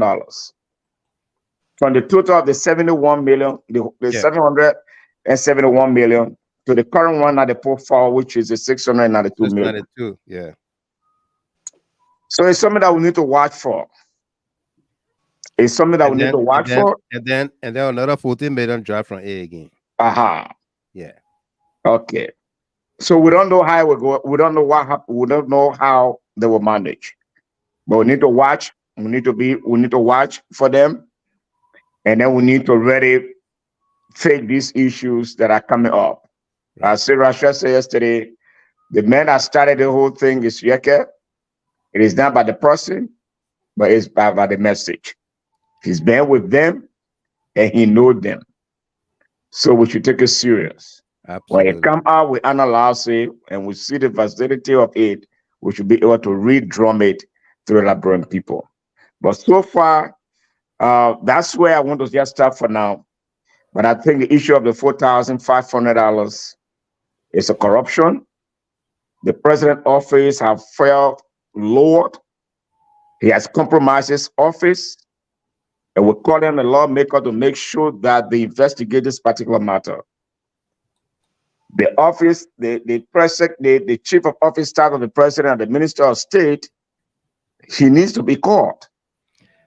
He needs to be fired. He needs to be caught by the House of the National Legislature. And If Boakai can fire him, issue a vote of no confidence in him, and you're not finance his office. That's it. But we need That's total it. investigation into this matter. Yeah. Miss Winley, welcome. Yes. Thank you. Thank you for inviting me. Thank you for the show. I'm trying to increase my volume so you can hear me. Yeah. Okay, you can hear me. You guys can hear me clear?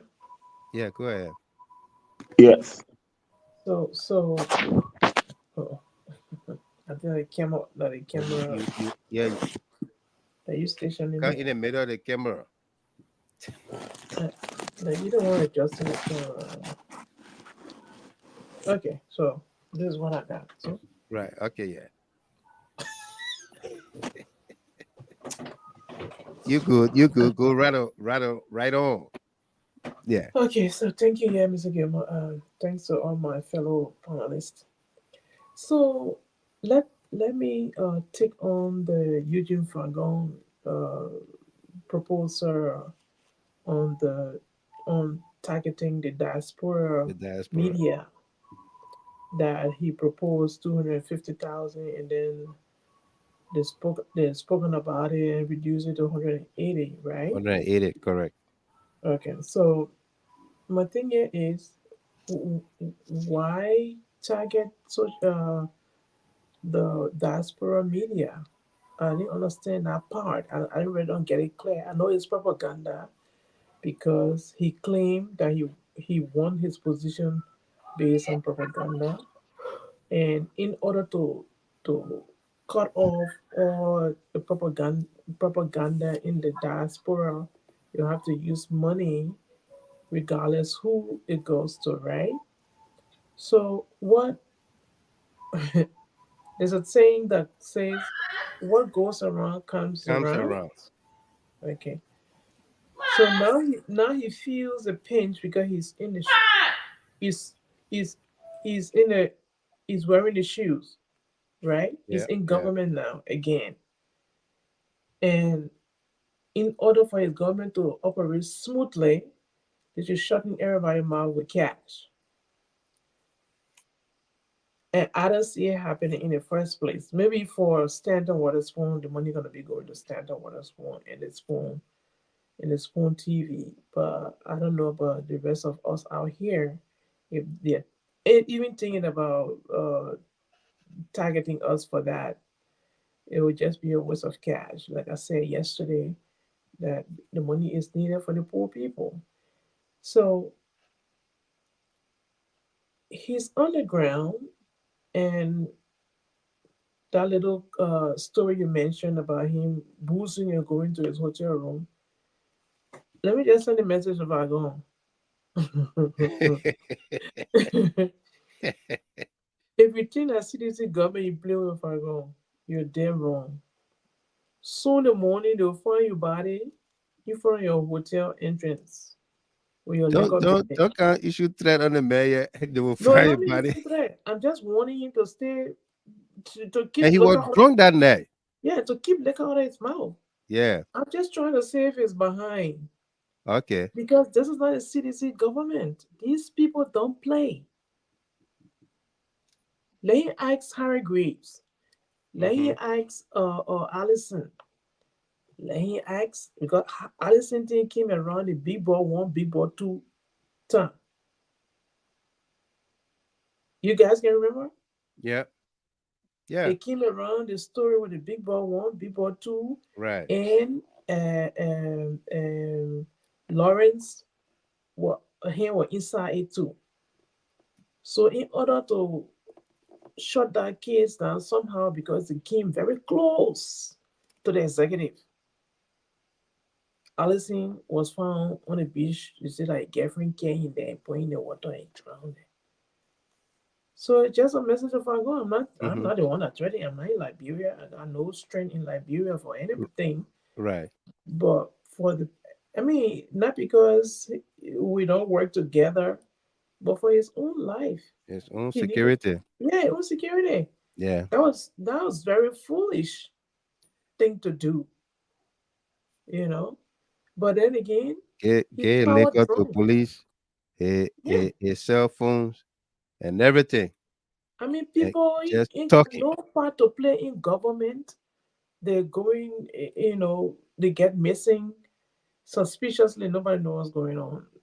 Then you who in the public eye, you got people all around you watching your activities. You go play stupidity like that.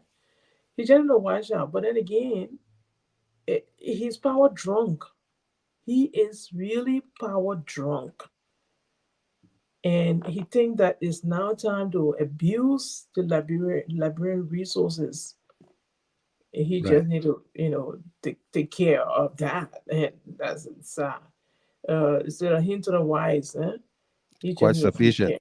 Yes. Right. So on the line of all of these different cuts in budget reduction, where is that particular money that they are reducing going to? Where is it going? In the pool fund.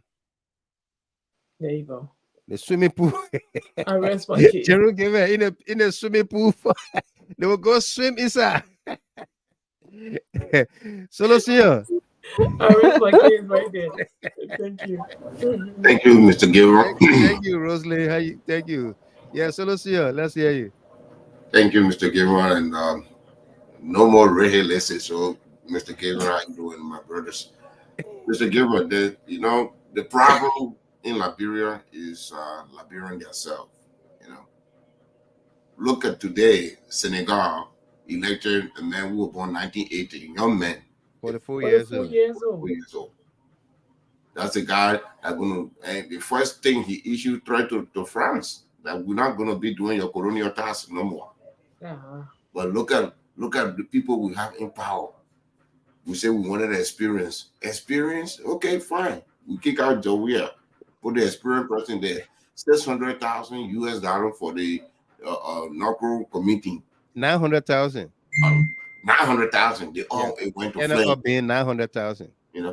Nobody can account for it. The other person said, "Oh, I ordered the car. The car never came." The other one said, "Oh, we brought the VIP in." They on the side. You left from there. You went and said, "Oh, the government consolidation account. I'm only 20 million inside the book." Come back and say, "No, Mr. President, I 41 million." Yeah. Leave it. From there, you asking for money. 7 I get paid. You just barging from one end to another. And I don't know if this is experience. Then what sort of experience is that? Gangsterism? Because you're all gangster going over and just taking things that belong to you. You're giving lawmakers that supposed to appropriate all monies. Like then when you're giving 4,500. Yeah. Thank you. Thank you for what? For voting? But then go give the Liberian people some money too because they voted. Yeah, pay every Liberian. All the Liberian people. Because and I'm cutting with blocks. Just a second, Mr. Gilman. Let me add to in regards to the voting, paying people for voting. They gave their chairman how many thousands? 350,000. He ate all the money. He ate all the money. He took 5,000. He took under 1,000 or 2,000 from each. Yeah. Each of the 5,000. Each of the 73,000. 300 for 73 districts. 73 district, right? Yeah. Exactly. 5,000 each. But 300. If you want to thank people, that's how you do it. When the coronavirus came here, the refund stimulus checks, every person that fit in that bracket received their checks. Yeah. But you giving the man who already have millions of dollars. Look at Musa Hassan ability. The man who he got 30 some plus million declared. Yeah. So I don't want to talk about Darren Dillon that had $3, on $1.49. After how many years? 6 years. After 6 years, you see you get 900 in the year account. But this is a man after 8 months, he got 100,000 in your account. Yeah, after 6 years, you say you get $900 in her account. That was the loan. 900 allowed. So these are the things that is hurting us. But I have one request tonight. We are in the opposition now. We're not in the government. No. We have to stand up. Because when we say we're waiting for those so-called corrupt activist group, The artificial groups, they are the one getting paid now. This is why they get the pool. That pool area is the pool fund is a place for them to go and take out money, and there will be no accountability for it. You know, instead of reducing money from the president's office and putting it in the pool. Are you mad? What president we have there? His presidential projects are the most powerful project, right? That come directly from your office. You say, okay, we're doing this one. Oh, Sam, you look at it. But you putting money in a pool. I don't know. Maybe Mr. Gayman from Florida can understand that other pool. I don't know. Yeah, they got plenty of swimming pool there in Florida. In Florida, so he can spend that other pool. Mr. Gayman, that's a hot country there. They got plenty of swimming pool. We have to, concern Liberia Network had to do something. People in the opposition have to do something. We have to start talking now. In 60 days, the people have broken all the law in the country. All the laws in the country, absolutely. 60 days, not even quite 60 days yet. Yeah. We're breaking all the law. If you continue with the trend, they probably broken 60 laws right now. I said it'll be the first government that will go 100 day with 100 day corruption. 100 different corruption. Yeah. I said it when King George thing happened, Bill Martin thing happened in that area. I said the government in 35 days they killed 9 people. If you run that up for the whole year, we will lose half of our own population before they leave power. You know, so we have a responsibility, and this I want people to say, let the Senate investigate what we did to Justice Minister Musa Dean. We can do it to the current Justice Minister. Say, hey, is that time? So okay, when you finish, Mr. Gamer can go ahead. Let me. Yeah, I see you froze up. Okay, yeah. So yeah, Mr. Gamer, you come and talk about the pool area. The children can pay $300 to go to that pool, or we have to stay in line too. So I don't know. We have all the pools from Disney World to you name it. We got pool all over to Miami, but the reason I'm not even paying attention to even the budget, because we knew all along that this whole enterprise was fraudulent. When Mr. Gilman come by, he would play a little clip that I sent him when the president said, in my first 100 days, there will be no car stuck in the mud. And the guys who put that clip together, they did it so well. They had Reverend Martin say, you are a liar or something like that, you know, and somebody else say, I'm done with Liberia. I'm not a Liberian anymore. I'm done. I mean, the clip is so funny. It's very pertinent to what we are talking about. First of all, under President we said 80% of the budget going to recurring expenditure was too high. That means the president set aside 20% of the entire budget to develop the country, to invest in human development, roads, you name it.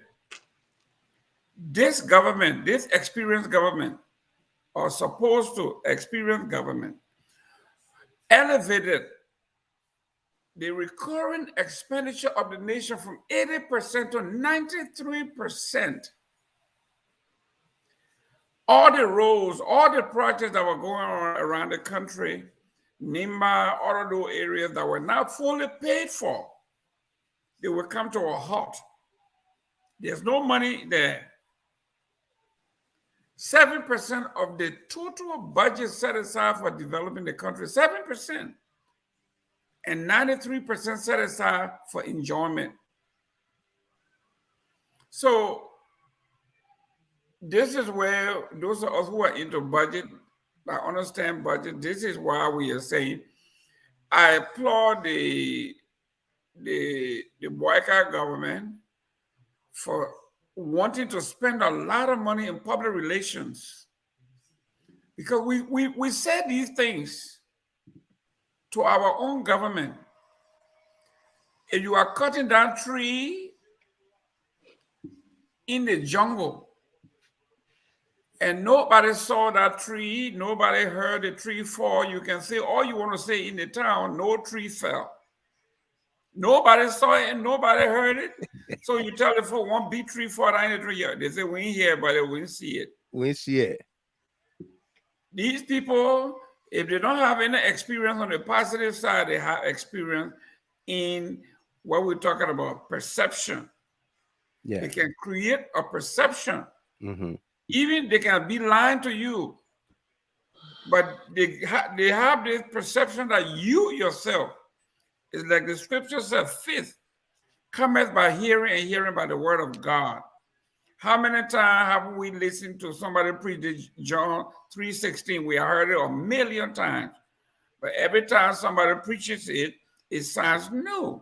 It sounds new, different stories. That's correct. Yeah. If you have your government and you're doing all of these great things, you're building roads, you're giving scholarships, you send 20, the first 100 days, President, we have sent 25 medical doctors To specialize. abroad to specialize in different areas. Yeah. Never happened before. Did anybody talk about that during the campaign? No. No. Why? Because the government didn't prioritize telling the people that. These are major developments. The PHP park, the introduction of park and recreation in the national discourse is major. It's major, yeah. Did we say anything? Did we define what park and recreation mean, what it does? That it is a pillar of health, crime reduction, you name it, youth development. All of these things are key to city planning. Did anybody go out there saying that? No. We got like Unity parties doing, they know they are not going to do well.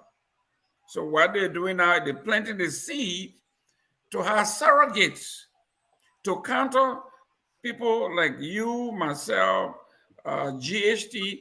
Don't be surprised you find podcasts everywhere targeting us. Mm-hmm. That's what responsible governments do. We said this. We said it. But we see surrogates across the United States here, they're on TV every day. Of course. Republican, Democrats, Independents. And it costs money. It costs money. You gotta realize that. And secondly, here we are in these United States that we try to emulate. I am a Republican. When we come to power, there will be no Democrat left who are not civil servants. Mm-hmm. There's no thing like we want to reconcile the country and we are all Americans. No.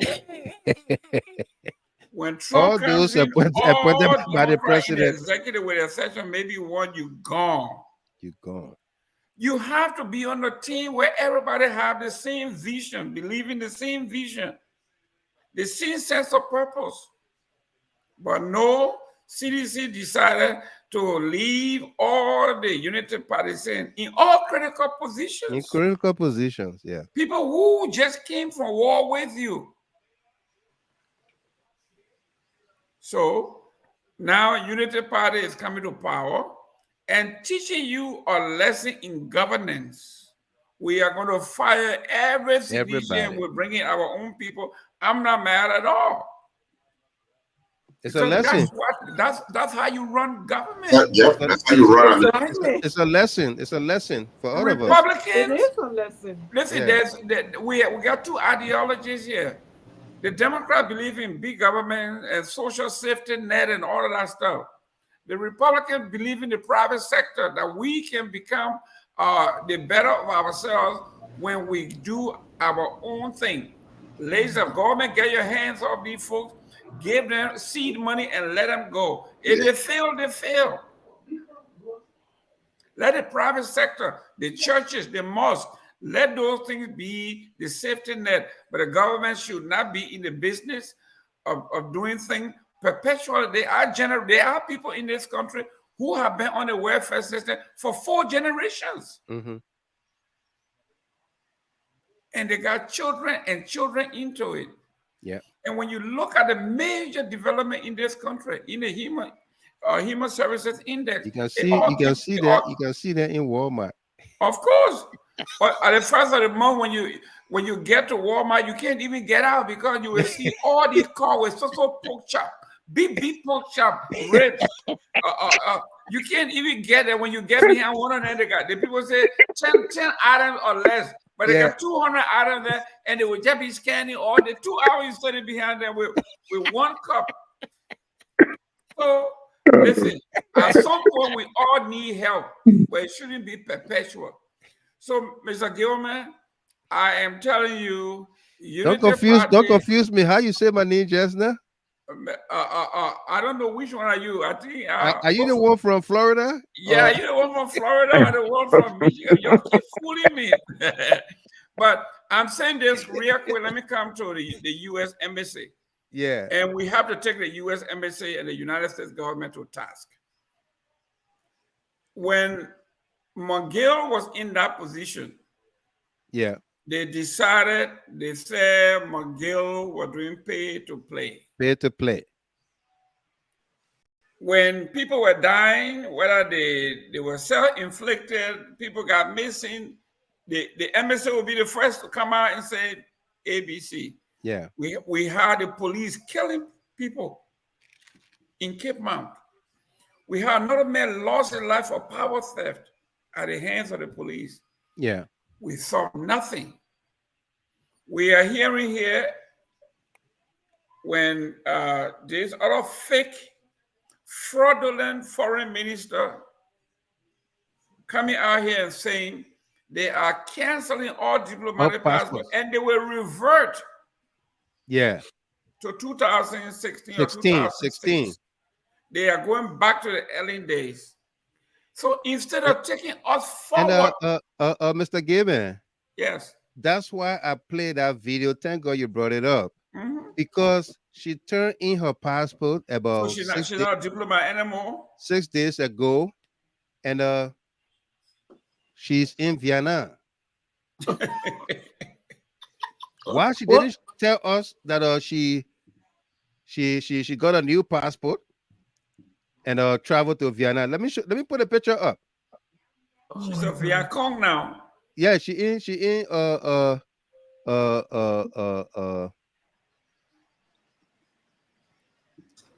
Saipan or Saigon? No, not Saigon. Vienna. I think Oslo. No, Vienna. She said Hanoi. Hanoi. She said Hanoi. Is that Hanoi? Oh, Vienna, not Vietnam. Vienna. Yeah. She's in Vienna. You mean that's Vienna, not Vietnam, right? Vienna. Vienna. Yeah. Yeah. And Vienna is somebody get video on Vienna. Vienna. It's in Austria. It's in Austria. Austria. At the Atomic Energy Agency. And guess what she said? She's gonna negotiate for for nuclear energy. Yeah, right.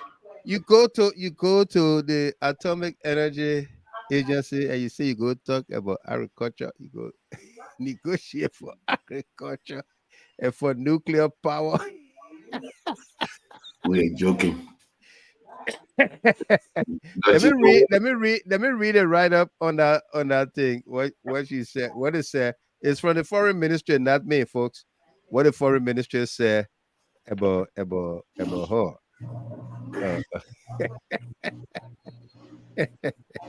Yeah.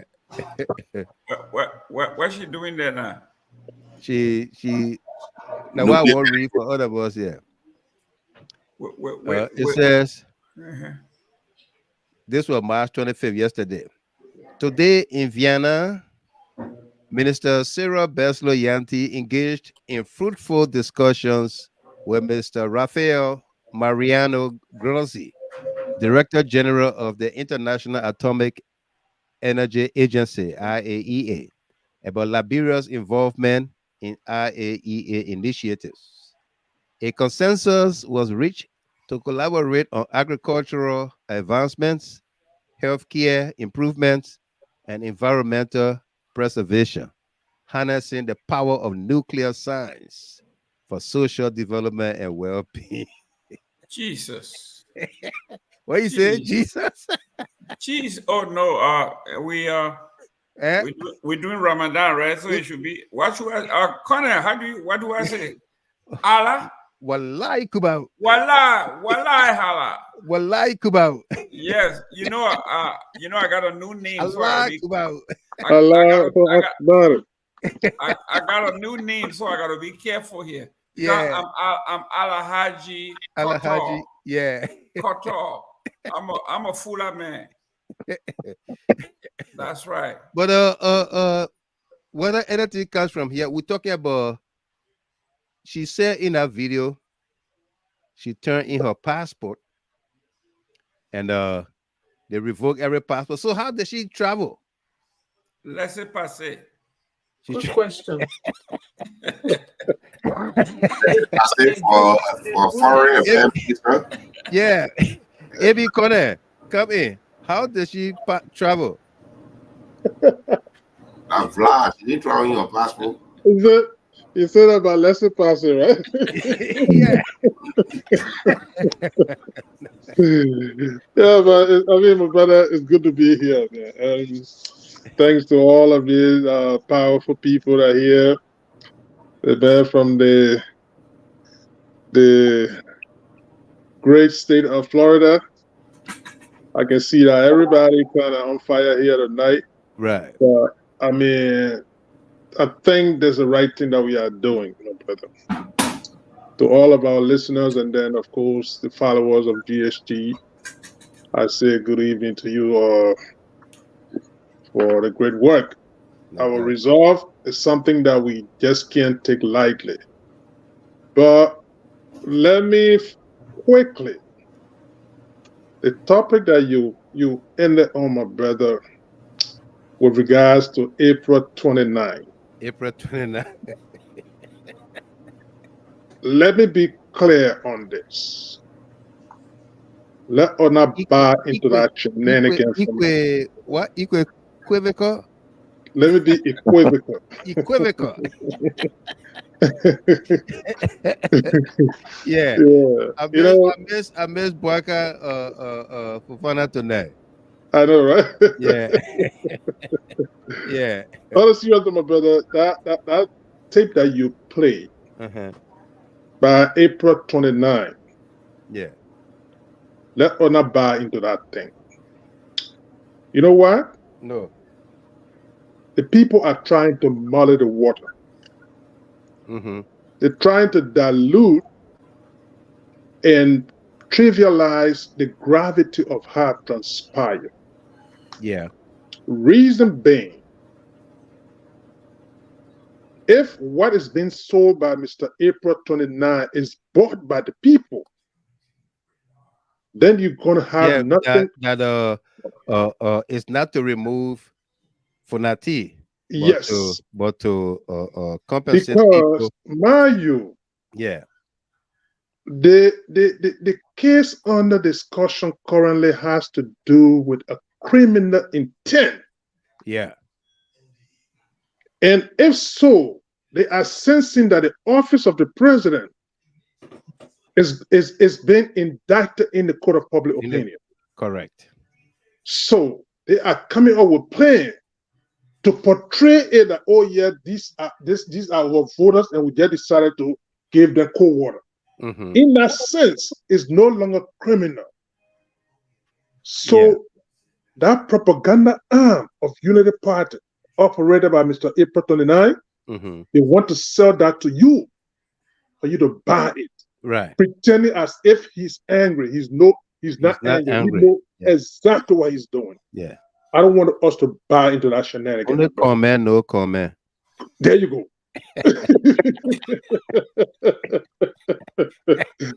I mean, I want us to look at it critically. Absolutely, I agree. Because it's a ploy. It's a ploy to weaken, to dampen the case that's been brought forward by Honorable Yake Kolba. Because they know the office of the president is on fire. Yeah. So that's what that thing is coming out. They're talking about. Oh no, it's not intended to remove the speaker, because the question there is not that it no longer become bribery, or rather cold water, and then indeed all they're going to boil it down to is the question of optics. The optics not good, but it's not a crime. So I hope you understand where I'm going with it. Yeah, absolutely. So it's a calculated. I'm not going to buy into that thing. Yeah, because they don't want it to appear like a criminal intent. Absolutely, and that's why we have analysts and panelists. Yes. Yeah. So that's how I look at that thing, and then I think my conscience, my innermost part is telling me that thing is a calculated ploy, my brother. I don't want us to buy into that. No. That's one. All right. Yep. And the issue about my brother Gilman talk about the stand of the embassy. Whether the United States Embassy in Liberia take a stand or give any position on the unfolding things for the last 60 days, I think the opposition, primarily the CDC, should continue to document it and put them on record, write them continuously on this. Put it on the record. Yeah. Engage them. Call their attention to these things. It shouldn't be a laissez-faire attitude that you just leave it as it is. Let it be documented. Let it be documented. Because at the end of the day, I heard that they didn't want to meet with Jeff Koji and others, because I think when Molu was chairman, they wrote to have a meeting with the embassy, and they said no because of Koji. So hey, Koji as secretary should not sign that letter or a communication. Whatever medium, the chairman whatever of the medium party, can be, other people can sign it and send it in. Yes. Yeah. Whatever medium can be employed to have that message revealed to them, let it be done continuously. Right. Because it becomes the compilation of issues that there will be level no authority but to speak on it, one way or the other. So I will admonish them in this public space for them to continue to do that. And my brother, and with regards to the plight of the people, that the budget you talk about, recurring expenditure, 93%. 93%. Yeah. It's ridiculous. That been tone deaf to the plight of the people. That even the 93% you're talking about is 7% that was supposed to be for something else. Where you're talking about the freezing of gasoline tax or something. That's up about what? $14 million, like you stated, right? Yeah. That's got to go away. I mean, in less than 60 days, you have issued hundreds of more executive orders. What's going to happen in 6 years? In 6 years. The Constitution. You will rewrite the Constitution. I mean, everything is going to be rewritten. Everything executive order. Yes. Yeah. Because if you are in the position, my brother, and then you say you are not in the military, but then you're doing effective immediately. Yeah. Exactly. Yeah. So, just to close on this, my brother, you're allocating monies for people just because they voted for you, according to them, which of course are not going to buy. Yeah. But look at the plight of the University of Liberia students. If you allocate $180,000 to tuition payment for these people, it would be a whole lot for the students. Right. But you're not even thinking about that. No.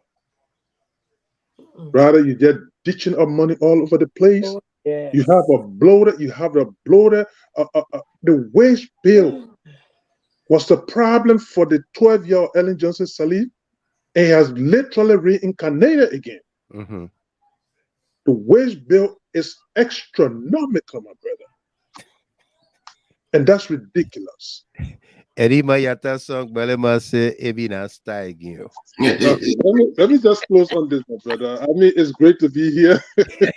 And let the others come in. Right. But, it was important to hammer home that particular video that you played. I don't want us to buy no. And I want everybody to give that particular video a critical eye. Mm-hmm. No doubt about it. And extrapolate the intent in it. Whatever in it, let it be looked at critically. Thank you, my brother. Extrapolate is to do what? Is to take away, right? Take all the small things in it and make sure, and then dissect everything. Dissect is to do what? To go inside and divide it. You're not going to finish your file. It's good to be here. Thank you very much, senior analyst A.B. Conan there from New Jersey. Let me tell you, Mr. Gilman, come on, let me just announce that our lines are open. You want to participate, you can call us here at 313-957-9702. The numbers are on your screen. WhatsApp is the same number, +1 313-957-9702. Okay? Yeah. Miss Chapping, go ahead. Yeah, you were talking about the emergency, I don't know, post or something. Yeah. Well, post. I think they said JNB's, the whole thing, that's what I said, the people just came to grab the go. The JNB is not in charge. I just tell all that he's not in charge. He's not in charge. He's not in charge. He's not oriented. I mean, there's a connective problem there. He's not oriented. How can you appoint 4 persons to one position? That says something about your cognitive ability. Cognitive, yeah. Yeah, ability. So either two way, either but what Jeremiah Cone said, the brain is going down. Yeah, either the brain going down, or his signature is so exposed that everybody got digital copy of it. Yeah, anybody can issue letter or appointment to anybody. Mm-hmm. That's why the day in the rest. Greg is there, writing all kind of letters and asking for all kind of gifts. Yeah, to do is corrupt. I will. If the U.S. doesn't put sanction on him, then we will know that they really biased toward the CDC. And I want to agree with Abraham. You know, Mr. Gemma, I was sitting the other day, I was thinking we need to go back to the warehouse and catalog all these instances that are happening in the U.S. having spoken about it. We need to catalog all of them with the necessary supporting video evidence or whatever pieces of document we have. We need to catalog all and carry it to that State Department, because if one government comes to power, they can't treat us differently and treat the other group differently. Yeah, absolutely. We all should be treated the same. The same. You know? Yeah. Yep. We're not saying our people were very corrupt. That's not what we are saying. And we're not saying they were corrupt either, because we don't have the evidence from the U.S. But they say perceived evidence. Perception, Yeah, this one is not perception. This is not perception. This is accusation. Accusation and allegation. You know, so it's no longer perception. Right. You know, past perception level. This is accusation, allegations to be proven. So we need to let them know to be investigated. They will continue to do it. If another government that comes into power from the indigenous land, or from I don't want to use that word, is divisive to some extent. What should I say? From the commoner, let me say. Yeah, from the commoner, for somebody who didn't go to Harvard, who didn't go to CWA, you know, they're going to treat that government differently again. We saw it in the Samuel government, and we saw the same set of repeat in we are government. Yeah. See, they're sitting there. See what they did to President. We are at the airport. He in the air, and they deny him place to land. It could have cost his life. Your life, yeah. Hold on. And up to now, the U.S. embassy have said nothing towards that. You know, so we need to. I agree with AB to catalog all these things. If we call for us to go to that warehouse again, we need to go there again, Mr. Gilman. Thank you very much. Rosalie, let's take some calls. We'll come back to you, okay? We got callers on the line. Sure. Thank you. Let's go to Germany and welcome Dr. Habib Rahim. Yes, sir, Mr. Gilman. How you doing? I'm good. Thank you so much for all my panelists and everything. No doubt. Mr. Gilbert, for me, I'm not surprised. The only way I could be surprised for the JNB government is if they were performing well. It's just that you're saving some money to go to the US, you get your visa already. Then you go to the US, you say you're surprised to be in the US. If you get a visa and don't go, then you're supposed to be surprised. What? That's not a recapping of the 12-year government JNB serving under Eddie Johnson government. You don't see the same government official, the same attitude, the same everything. The same squandering. So we are not surprised. The same squandering. The same squandering. Yeah. How can you be looking for a Toyota pacing spare part? Then you end up in the vegetable market asking a tomato seller. Yeah. Say you want to buy engine, you asking for Toyota spare part in the vegetable market. So out of this thing, the only thing I have to say is that the citizen opposition, they need to wake up more than ever before. Like what and our brother AB just said. They need to put themselves together because those are premium facts, those are evidence that they will use tomorrow for campaign to make the international community to know the Liberian people that what they were telling them about this government, they don't believe it. Right. But when they sit down and they don't care, in my AB too, like a that's call it, it don't happen, it will still affect them like before. What can I call it? That's my contribution. If you say like a that's in my AB too. Yeah. Thank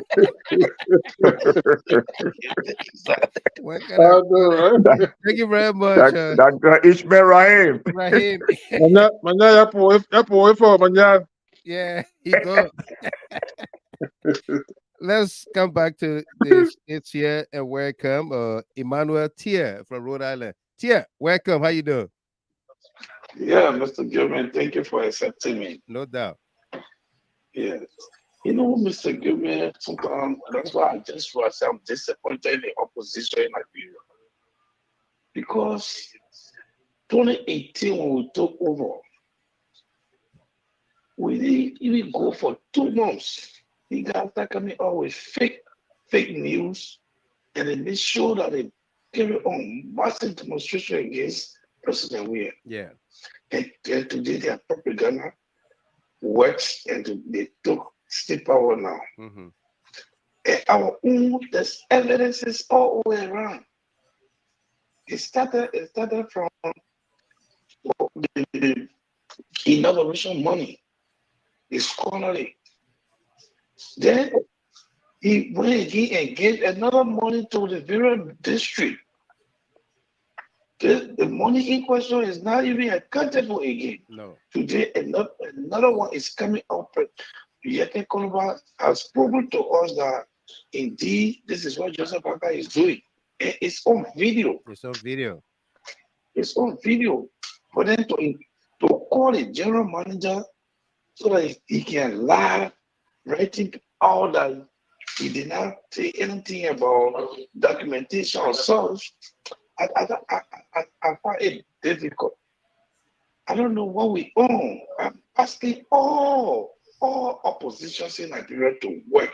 Because if we sit here, Joseph Boakai lies continue with 1 or 2 years from now, we'll not make it with them. Because they're going to spread it at the way they started. Now, when you go on platform, on most of the platform in Liberia, once they discuss the issue of such, like what you're taking about is doing, their boys will be calling all want to make it look like it's so our opposition community, I don't know what we own. We need to wake up. Right. Mr. Gilman. Absolutely. First of all, here we've been trying our best, but I don't know what is going on in Liberia. Yep. So I just sitting looking at Joseph Boakai and his boy just destroying the country, then it's just sitting. Why? Why? Is it because it's not President Weir? Thank you. I'll stop that. Thank you very much, Emmanuel Tier from Rhode Island. Let's take this caller. 509-535. 763-4071. And then we'll go to Amos Morris. Hello? from Minnesota. 763-4071. Minnesota, hello? Hello? All right, let's take Amos Morris. Amos. Morris. Yeah, Mr. Gilman, how you doing? I'm good. Welcome. Yeah, I'm gonna say on mute. Thank you, sir. How everybody doing? Everybody's fine. Okay. Mr. Gilman, I'm constrained to call tonight. Yeah, it's been a while since you called. Yeah. I always following the show anyway. Right. I called tonight, Mr. Gilman, to two advices to our brothers and sisters in Liberia. Right. What happened to our country? I think for the record, we are aware that I partake in the election, right? Yes, you did. What happened in Liberia, Mr. Gilman, to today? I'm still bleeding on the east side for the loss of this election to President Weah. Yeah. Let me just place it to the district that I did contest in. Why in the world, Mr. Gilman, you would take a lady who ran that district for 18 years, kill the people? All the way I try to communicate that to our people, they never listen. Mm-hmm. I'm just trying to draw our attention to what brought us to this point today. Yeah. Okay? Yeah. We try to put this thing out there, and our brothers never listen. I don't want to call names. Yeah. Because it hurts to see what is unfolding in our country today. The effort that some of us apply in our country, and to see our country dragging into the mud like this, it hurts. Yeah. And let me just say this. The American embassy will continue to remain mute because this is what they wanted. They don't want our country to progress. This is what they wanted. Okay? To see Liberia continue to look like a plantation. Because like that's the document I was signed for 1822 before even independent. Yeah. And Liberia should remain as it is. And whenever they're ready for their slaves, they come and grab it and do whatever they want to do. When the former president spoke about Firestone producing in Liberia, there where the problem started. Yeah. The worst of all for Jetty to come and build a factory to produce rubber. To produce tire. And our brothers in government never saw this coming. We tried to communicate this to them, they never listen. Okay? Let me tell you, Mr. Gilman, what the United Party guys started, or what they have started, they're not going to stop. They're not going to stop. This is what the people fought for. True help from the very America that was taking money.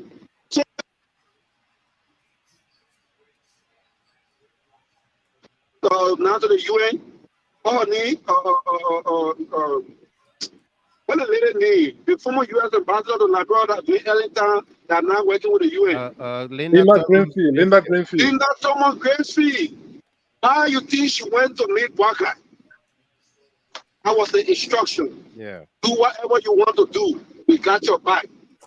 These people know what they are doing, Mr. Gilman. They know what they are doing. And I will tell you, this will lead to elimination of strong policy of the CDC in Liberia. They did not be careful. You saw the Kindle situation. Innocent civilians were gunned down. One more about people that will come stand in front of them to serve as obstacle to them. Right. So all we need to do, like Brother Avery said, we engage the embassy, even though they don't want to see the CDC party, because they feel that CDC was exposing Liberia to the world. That while all these years Liberia have been under America, Liberia cannot develop, only we will come to make Liberia to be where it was or where it was heading, and now they want to retrogress everything. They know what they are doing. Look at Burkina Faso. A young 30-plus-year-old man will take over the Burkina Faso country. And within 2 years, the people they are building a refinery of their gold. That no more France will take reserve of their gold. Look at Mali. Look at Niger. Don't be surprised the Francophone country will all run like one day. The people are building their military capability by Russia. And Liberia, tiny country like Liberia can say we are causing to America And even one pistol America cannot send it to Liberia. Don't be surprised. Yeah. Thank you very much. Thank you very much. Amos Morris there. I believe he's on the road. Thank you. Let's come back to our team of panelists and analysts. Rosalie Wenley. You got to unmute yourself. Yes, I'm here again. Yeah. It's me again. It's you again. I just want to throw a light on the first of all, retail our brother AB. Thank you for, I love those vocabs, AB. Please continue to use them. I really do. You know, I'm a fan of vocabs.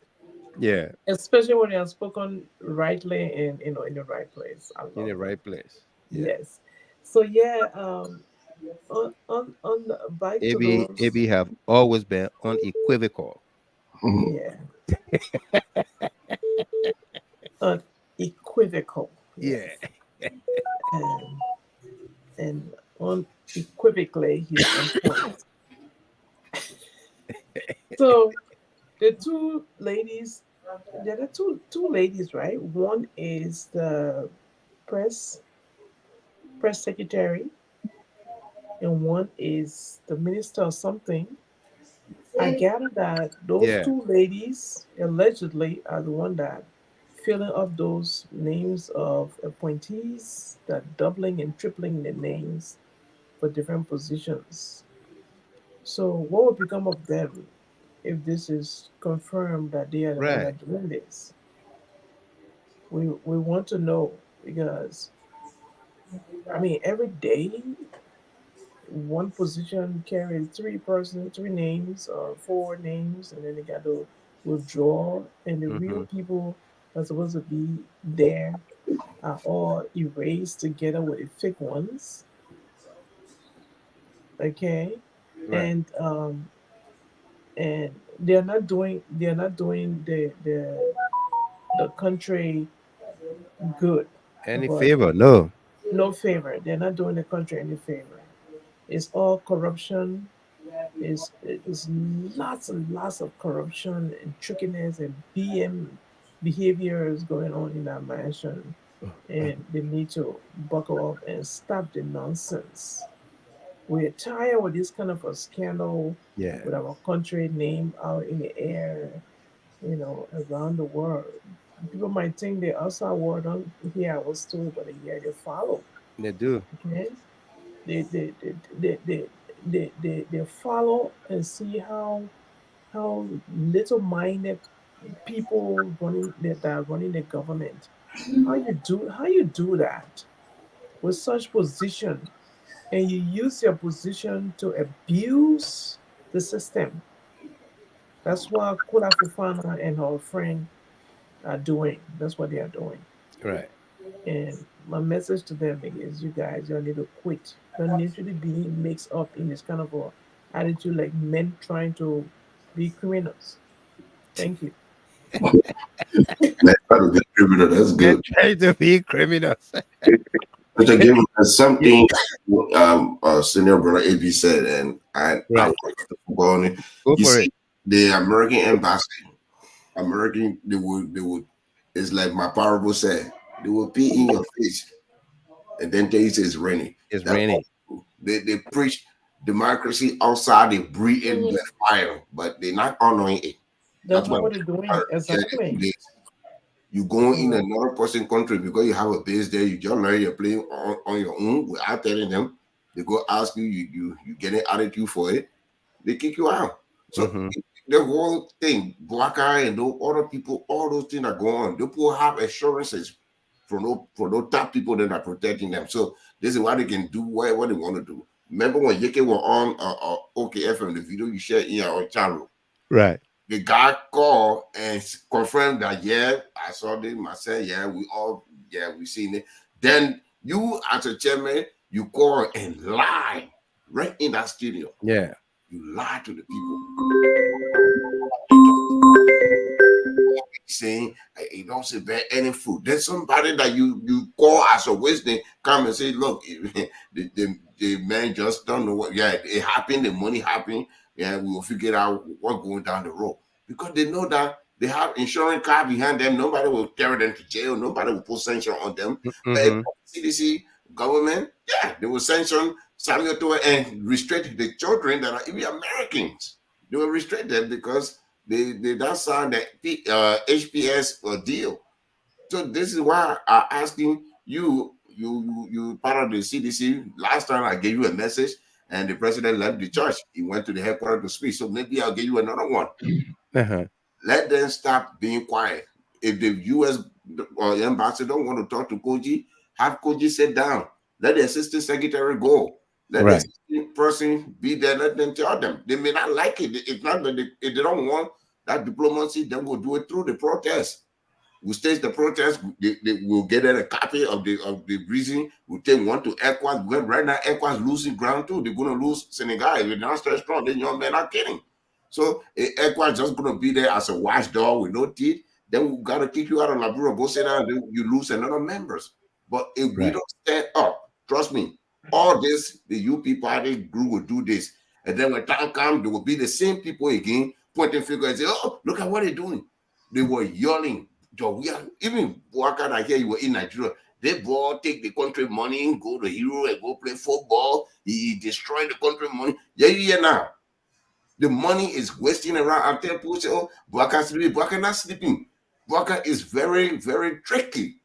So he doing all this and the papa, the papa, he is in charge.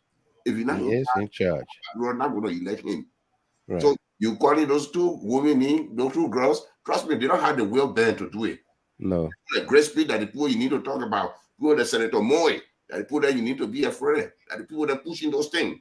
They're not two girls, the two girls just fighting on their firehouse to make sure that salt and pepper is in the soup. That's what they're fighting over. But the mean guys are the ones that really wear their two-faced masks and coming out and telling you and do this. So the CDC had to push back. Thank you very much, Solo Senior. Let's take folks. When we take down the call sign, the number, then we don't take calls again. But we'll take these two callers, 1 minute apiece, and then we go to AB and Tamasa and Jerome Gaiman to close for us here. Jala Johnson from Afghanistan. Yeah, Mr. Goodman and the panelists. Yeah, how you doing? Good morning. Yeah, thanks so much. Sorry for me coming in this time. Been monitoring, but I've been quiet since I came from Liberia. Right. Mr. Goodman, sometimes when Liberians blaming America for their situation, sometimes again I feel that we shouldn't blame America. We have one saying, we say, when the horses sell you, the street will never buy you, right? Correct. For anyone to be prompting into your marital life is you got to carry the casket from in your house to that person. Yeah. So Liberians are the cause for America not being afraid. They can just do anything they feel like doing in Liberia. I've been traveling from Arab nation to Arab nation working there. They think America can do the Liberia. America don't try to the people. The people can even tell America when you bring in one thing in our country, pay their more. You want to carry back. But for us, anything America say is a yes, sir. Nobody there to question it. Nobody say anything. Yeah. So we are the cause. America prompting into our situation all of the time. We're so much afraid of America. I don't know what is in the America that when America tell Liberians, say you're not coming to America, meaning that they can live in Liberia or they can live any part of the world. Only America they can go before. They'll get loan left. They'll get good health. They'll get everything. So that's the reason why they live we care. It's like you just sit down for long and say, me, I'm believing God, but I believe in Iraq. That have Liberia and America looking. So the second portion of it, Liberian going through now, they themselves they agree with it. You were in Monrovia, you saw us, you saw me there, right? Right. I went from community to community, talk to people, use my own money. That's why you see I'm quiet. Talk to people, give them tell them the reason why they shouldn't put Boakai. Gave more than ever reason that Boakai will be just the Cameroon president. Yeah. They did not listen. They said they agree. So for me, anything Boakai and his people want to do, the only thing I will tell Boakai and his people, they should keep the peace. Liberian want to suffer until you're not born in the country. Yeah. They shouldn't kill, innocent people. They want to kill the people they should do. And the second thing, people blaming CDC. For me, CDC should be moved here for some time. Let Liberian people enjoy their suffering. They themselves will come by the CDC and say, we're backing you. Please stop for all. Then in the CDC, the people agreed that they said they needed that suffering. One CDC should be putting themselves in front of bullet for them. Let them go through A and they see after the year end. Now they will come out down to say CDC will pay you if you have tough for all. Yeah. So yeah, that all I have to tell people. For me, I started with my own family. And nobody called me here for any problem that is not my problem. All I know Liberian people enjoying. They're enjoying. Yeah. There were no push. There were no suffering in our country anymore. So no need. The same way they voted for the children future, I'm keeping my money for my children future. Thank you very much, Mr. Kramer. Thank you very much, Jala Rayleigh Johnson there from Afghanistan tonight. Eric Talu, our last caller. Eric Talu, welcome. Tennessee. Yeah, Mr. Gamer. Welcome. How you doing? How you doing, sir? I'm awesome. Okay. I just have a little thing to say here, especially about CDC. I heard people saying that there's no opposition right now in Liberia. Yes, they are right. There's no opposition right now. And if you don't mind, if you don't careful, there'll be no opposition until after 6 years. Mm-hmm. Why? Because the reason good for that question. The reason I'm saying that is that CDC need to reconcile themselves. They need to reconcile because if you look at more among the sedition or the coalition, you see that people heart are bleeding, bleeding. To be honest, like I know Favor Murray, one of the guys who said you went to Liberia to run for the senator or representative seat, who was just on the line with you. Amos Morris, not Favor Morris. Okay, Amos Murray. Yeah. You heard the man told you the message is bleeding, it's still bleeding. Mm-hmm. So it will take CDC time to wake up. If they not reconcile with each other, it will take them time to wake up, and you will be here. And CDC will not say anything in our country. The only thing you will see CDC doing is you will see a group of boys just going in the compound there and having some kind of press conference wherever they are, and then after that, that's it. That's what you're going to see for the 6 year. If they not reconcile. Mm-hmm. Because they are almost everybody that you will talk to, they are heart bleeding.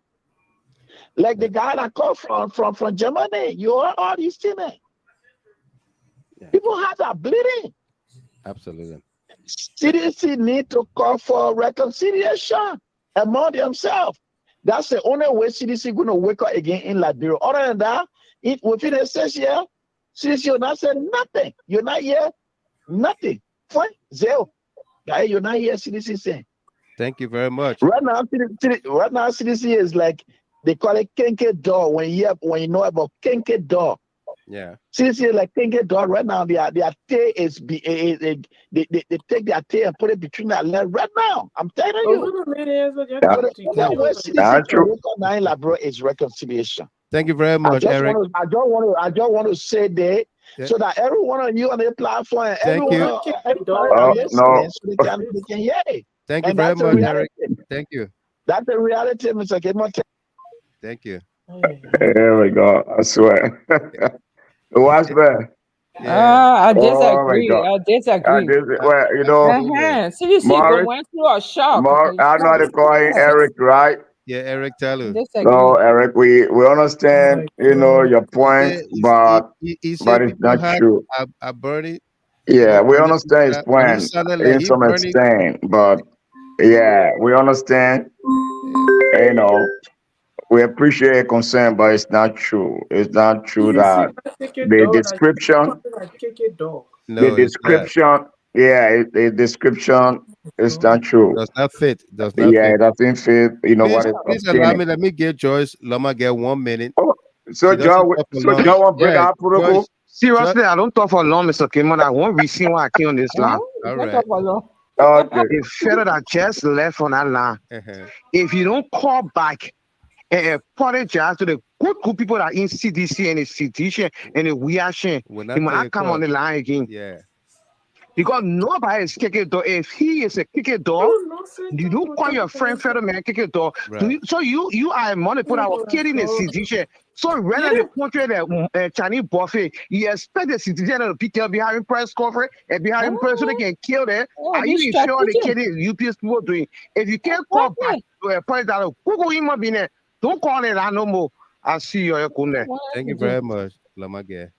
You know, Mr. Kiran, I got a feeling that CDC might not need to be radical as before. The people they sell with rats or they watch this show. Yeah. They have to use the same approach that we did before we came to power. Right. The people that sell with rats up. The people are out of desperate, and when you promise, you make all the promises today. If you don't meet the promises, the people will rise up. They will.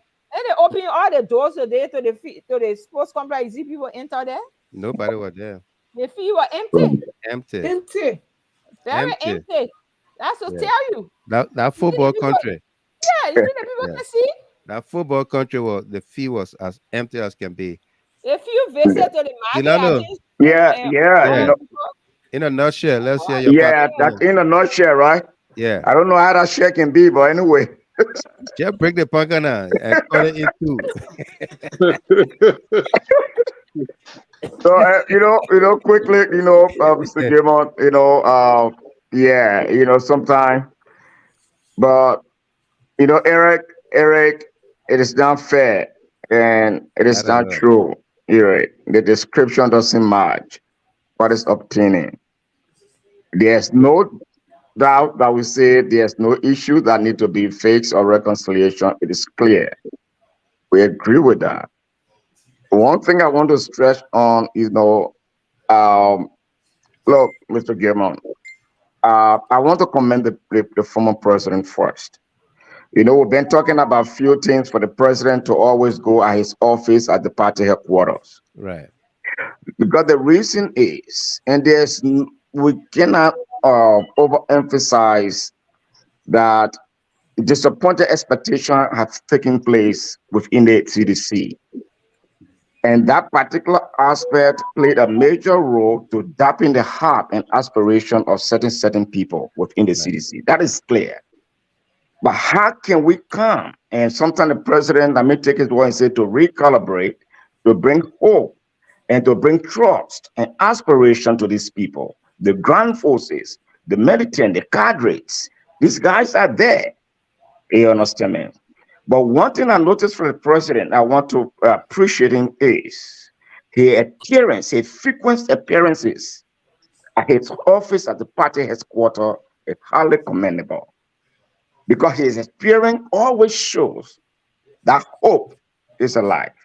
Hope is his experience to interact, interface with our people, the young people, the military and the cadre at the party headquarters. It shows that everything has not lost. And that particular appearances and interacting with these people and with other, discussion and other things that is ongoing, it will be able to bring back, our people and build that hope, that trust to move ahead. We pray that they be sincere in doing that. Absolutely. Another thing, the CDC has been in opposition, as a political party for a decade plus. The issue about even say, look, let me tell you something. We never received any help from the Americans at opposition political party. No. For the 12 years we carried on advocacy there, in fact, the Americans were against. And it was clear. But the reason why the advocacy was straight, it was going on. We didn't wait for press releases or press conferences. No. We moved on the basis of our conviction. And by then, we were in the opposition. But then we are now experienced power for 6 years and to see what I've played. So you find the togetherness the movement, the discussions, everything was in full. In fact, we brought the Americans to the Benin, as Ebi said. We don't have to wait, and they know we have our role. We know what to do, but there's issues that need to be addressed. But the president, his appearances at the party headquarters, these things will be discussed. His meeting with various groups at the party headquarters, discussions are on the way. And I believe when these things are clearly discussed and we know the clear agenda and the roadmap moving for 2029, you will see the process how it will be like. Without waiting for the Americans, we're not waiting for them. We're not waiting for them. The guys, the men and women are only waiting for certain things to be addressed. And the former president is discussing that. That's why he's present at the party headquarters. Is highly commending because he's not taking the lead as a leader, and that's what I want to appreciate him for. Thank you. The issue, yeah. So okay, I'll just leave it that way. Thank you very much. Ebi Kone, and then Jerome Gilman gonna wrap up. The Secretary General, Jeff Koji. All right. Eric Talu just called back. Let's give him 30 seconds. Mr. Talu. Yeah, Mr. Gamer, thank you for the 30 seconds. I'm so sorry if I use any word that is so when you make an apology, don't say if. You did. Say okay. Give me time, Mr. Gamer. Give me time. I call back because my heart is bleeding also. It's not just all the other people that call or everybody that going against me. No, my heart is bleeding. My heart is bleeding also for the government to come this far with all the development our country was receiving. My heart is also bleeding. But I'm so sorry for the word that I use about the Kenke door. I'm so sorry. Okay. But actually, what I meant is that CDC need to just reconcile because a lot of people right now, everybody just like kind of, you don't know what to do. Yeah. Thank you. They don't know what to do. So I'm so sorry if I mean the word that I use, Kinky Door word, I'm so sorry for that. I know CDC is a great party and they will wake up, but we just need reconciliation among ourselves. I think then we can make it very well. Thank you. Thank you very much. Thank you, Eric. The apologies highly accepted. Thank you so much for maintaining the courage and coming back. Yeah, that's what a real man does. We appreciate you, brother. No doubt, no doubt. Ebi Kone. Thank you, Eric. We understand. Yeah. The Secretary General put up a public service announcement or PSA, inviting all of the wings of the CDC and the coalition leadership and everything, executive committee, to a meeting at the HQ, and that the standard bearer will be there, the party leader, the coalition leader will be there. George Weah will be there. What do you foresee out of that meeting as your parting comments here? Well, my brother, I think firstly is a commendable decision. I think they are, trust me, they are listening to some of us, because that's the kind of trumpet we've been blowing around here, that there is a need to hold consolidated effort and consultation continuously so that the support can be completely cohesive. Because when you get a cohesive force, then you'll be in a better position to address those concerning and pressing issues. Right. So I will publicly state that that's a commendable decision. And again, my brother, it was a great show tonight. And all of this, ever I see these faces on the platform, quite honestly. We got a full house tonight. Indeed. So it was a great show. No doubt. So I want to say all of the callers and of course this powerful panelists and analysts here tonight is highly, highly, highly appreciated. And I like the resilience, I like the energy that we all have still galvanized here, despite the fact that we are still hurt generally, but we have not lost courage. No. We are together with each other. Yes,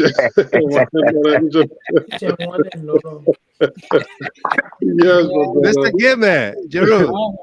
So thank you very much. And then let me just close on this, my brother. Okay. Another thing that people are just not paying attention. The fact that the Boakai government could muster the courage. You got 3 separate and distinct branches of government. Yeah. And for him to relegate his presidential duty to the Senate, wherein the Senate is responsible to make laws, to be the appointing arm, is something that opposition, and primarily the CDC, is supposed to investigate that and document it for future. Because if the Senate or the legislative branch is working in line with the Senate, where is the independence? When are they going to pass independent laws to benefit the country? Because they are compromised in our direction. They are indeed compromised, and it needs to be documented, my brother. So I just needed to point that out. You know, for us here, sometimes we sit and then look at these things. We'll keep highlighting them up. But it's a great show, and thanks for the time, man. Mr. Gaiman. Yeah, thank you very much to our friends. I want to first of all be the first to tell you, Loma Girl and to the rest of the folks, I think you're wrong, Mr. Talu. Mr. Talu, I would like to apologize to you. This platform and this organization, we are not an organization that sing one tune. We are not singing soprano here. We have divergence of ideas and thoughts.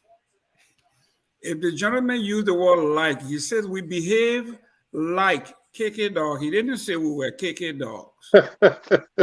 and everybody is coming down on him. He needs to walk like a duck. It quacks like a duck. Yes. Indeed. So, it is what? You do not want to have people coming here and holding back their thoughts, because you will compel them to take back what they say. Or you say they shouldn't come back. I mean, this is not the CDC. This is not the GST that we have. We have even opposition come out here and use derogatory terms. And we educate them. There were some that were stalking Mr. Gilman here. And we have to continue to educate them. So we shouldn't do that. But I want to say this. In our local parliament, they say we either live to eat or you eat to live. Right. Honor President, we were eating to live. Honor Joseph Boakai, we are living only to eat. If 93% of if we eat 93% of our budget, there's nothing for us to live on. There's nothing to live off. So we are only living to eat. And it's pathetic. But before I close, let me say something that may not sit well with everybody, but I have to mention it because I observed it when I was in Liberia. The people that have benefited from the CDC that are at the top of this party, they are tribalists. I'm talking about Jefferson Koji. I'm talking about Thomas Fala. I'm talking about Sir Joseph. These are people who believe in their tribal culture. I remember a few months ago, we were here crying for Tama, the man who laid down his life for Thomas Fala to be deputy speaker. And Thomas Fala decided that his tribal relationship with Francis humanity is more important than the life that was lost. Then under the post, when they were criticized, Jefferson Koji wrote, "Their father like son," referring to Thomas Fala being meek like President Weah. And then the man with the highest vote that we gave him, Sir Joseph in the Senate, have you heard anything? I heard he voted for Yamalin. There you go. When McGill, I heard abstain.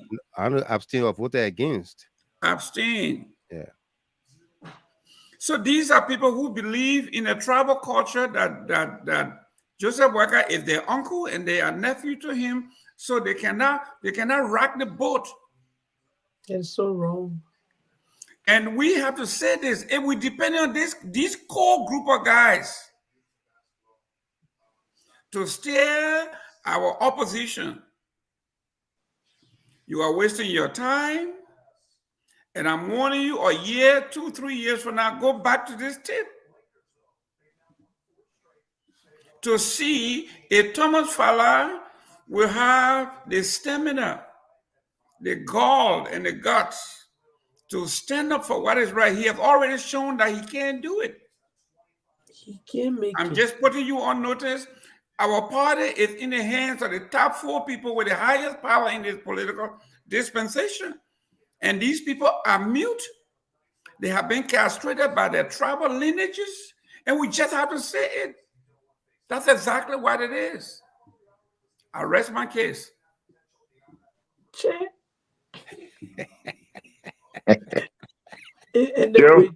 don't give me. But that's a good one. That's a good one. Just so you know, I think we spoke about the topic before, and I reminded the folks here. I said, come 2029, I am convinced that Thomas Fala is going to battle Numali for that particular district number 1 seat in Fuya. Yeah. Trust me, it's going to happen. Yes, it will happen. Put this on the record. It will happen. Yeah. But you know, that's a fine analysis from Mr. Gilman. But yeah, what? Just 1 minute. Just 1 minute. The watchman. 1 minute.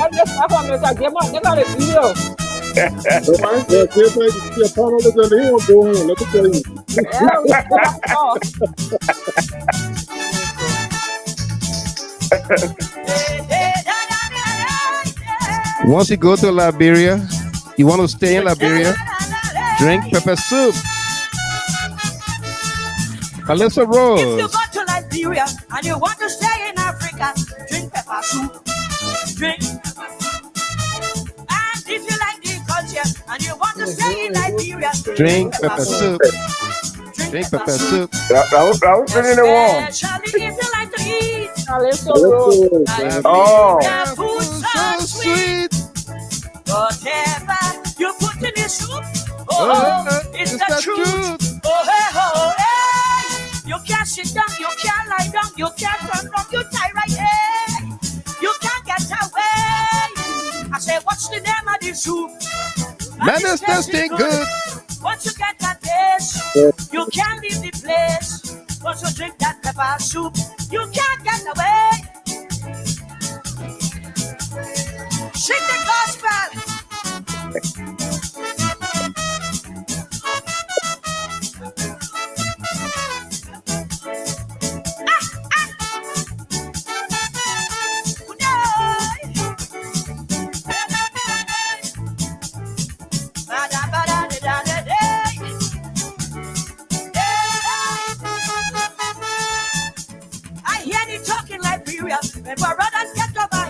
Drink pepper soup.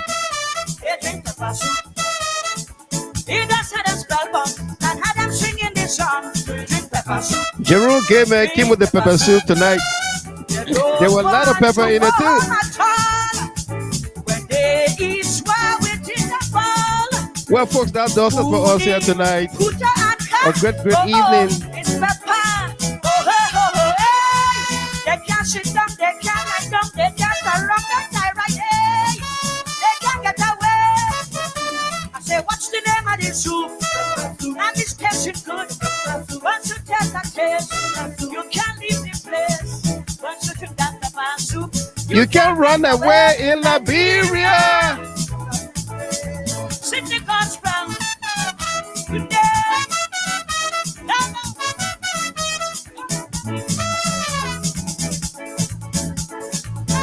being that doctor for us here tonight. Thank you very much. Rashad Message Chopping, Alto Solo Senior, Jerome Gamer, Dilano Tamasa, Roslyn Wendy, A.B. Conner, our team of analysts and panelists. Great analysis and presentation on here tonight. For all of you, our callers, thank you very much. Distributors of the show, thank you for being there. And those of you that trended with us as well, keep your comments coming in.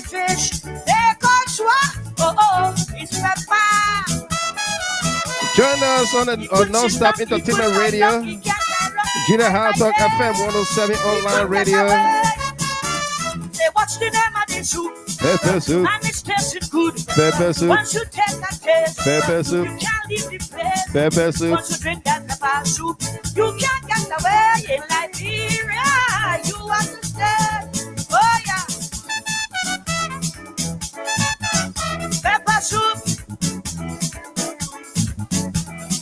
They cook food inside. They put barracuda.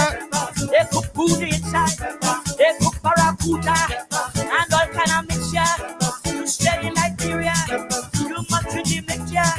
To stay in Liberia, you must drink the mixture. To stay in Liberia, you must drink the mixture. What's the name of the soup? Man, it's tasting good. You can't get away. You tie right there. They cook food inside. They cook crab inside. They cook barracuda and all kind of mixture. To stay in Monrovia, you must drink the mixture. You come from Grenada and you like the soca and the jam the soca. You come from Grenada, you come from America. You fan in the fire, you rub in your tongue, yeah. Oh, jump on the mixture, oh, bump on the day. So jump on the soca, let's jump on the soca. Come jump on the soca, you stay in Monrovia. You will come from Grenada, I don't like you. Oi! Oi! Oi! Oi!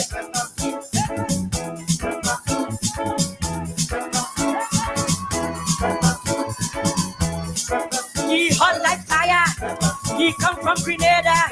He eat plenty water and the chip water. Where is the girlfriend? Where is the girlfriend? You like the salsa? The mixture? You like the mixture? No pepper soup. Pepper soup. He said, Tata soup. Tata soup. What is that? Tata soup. Tata soup. Tata. He come from America. He born in Brooklyn. He singing the song. He jumping along. And he call it Tata. That's the mixture. Oh, Tata.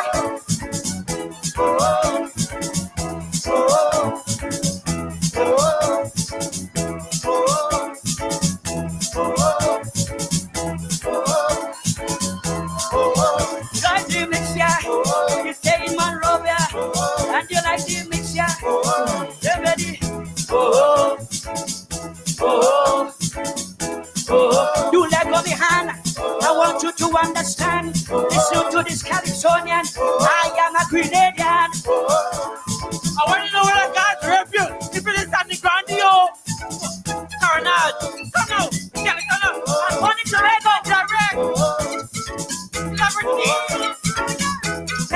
He come from Trinidad, that he white so glad. Well, look at the nose, and Lord heaven knows. A hole in the bowel, he looks like a funnel. Hey!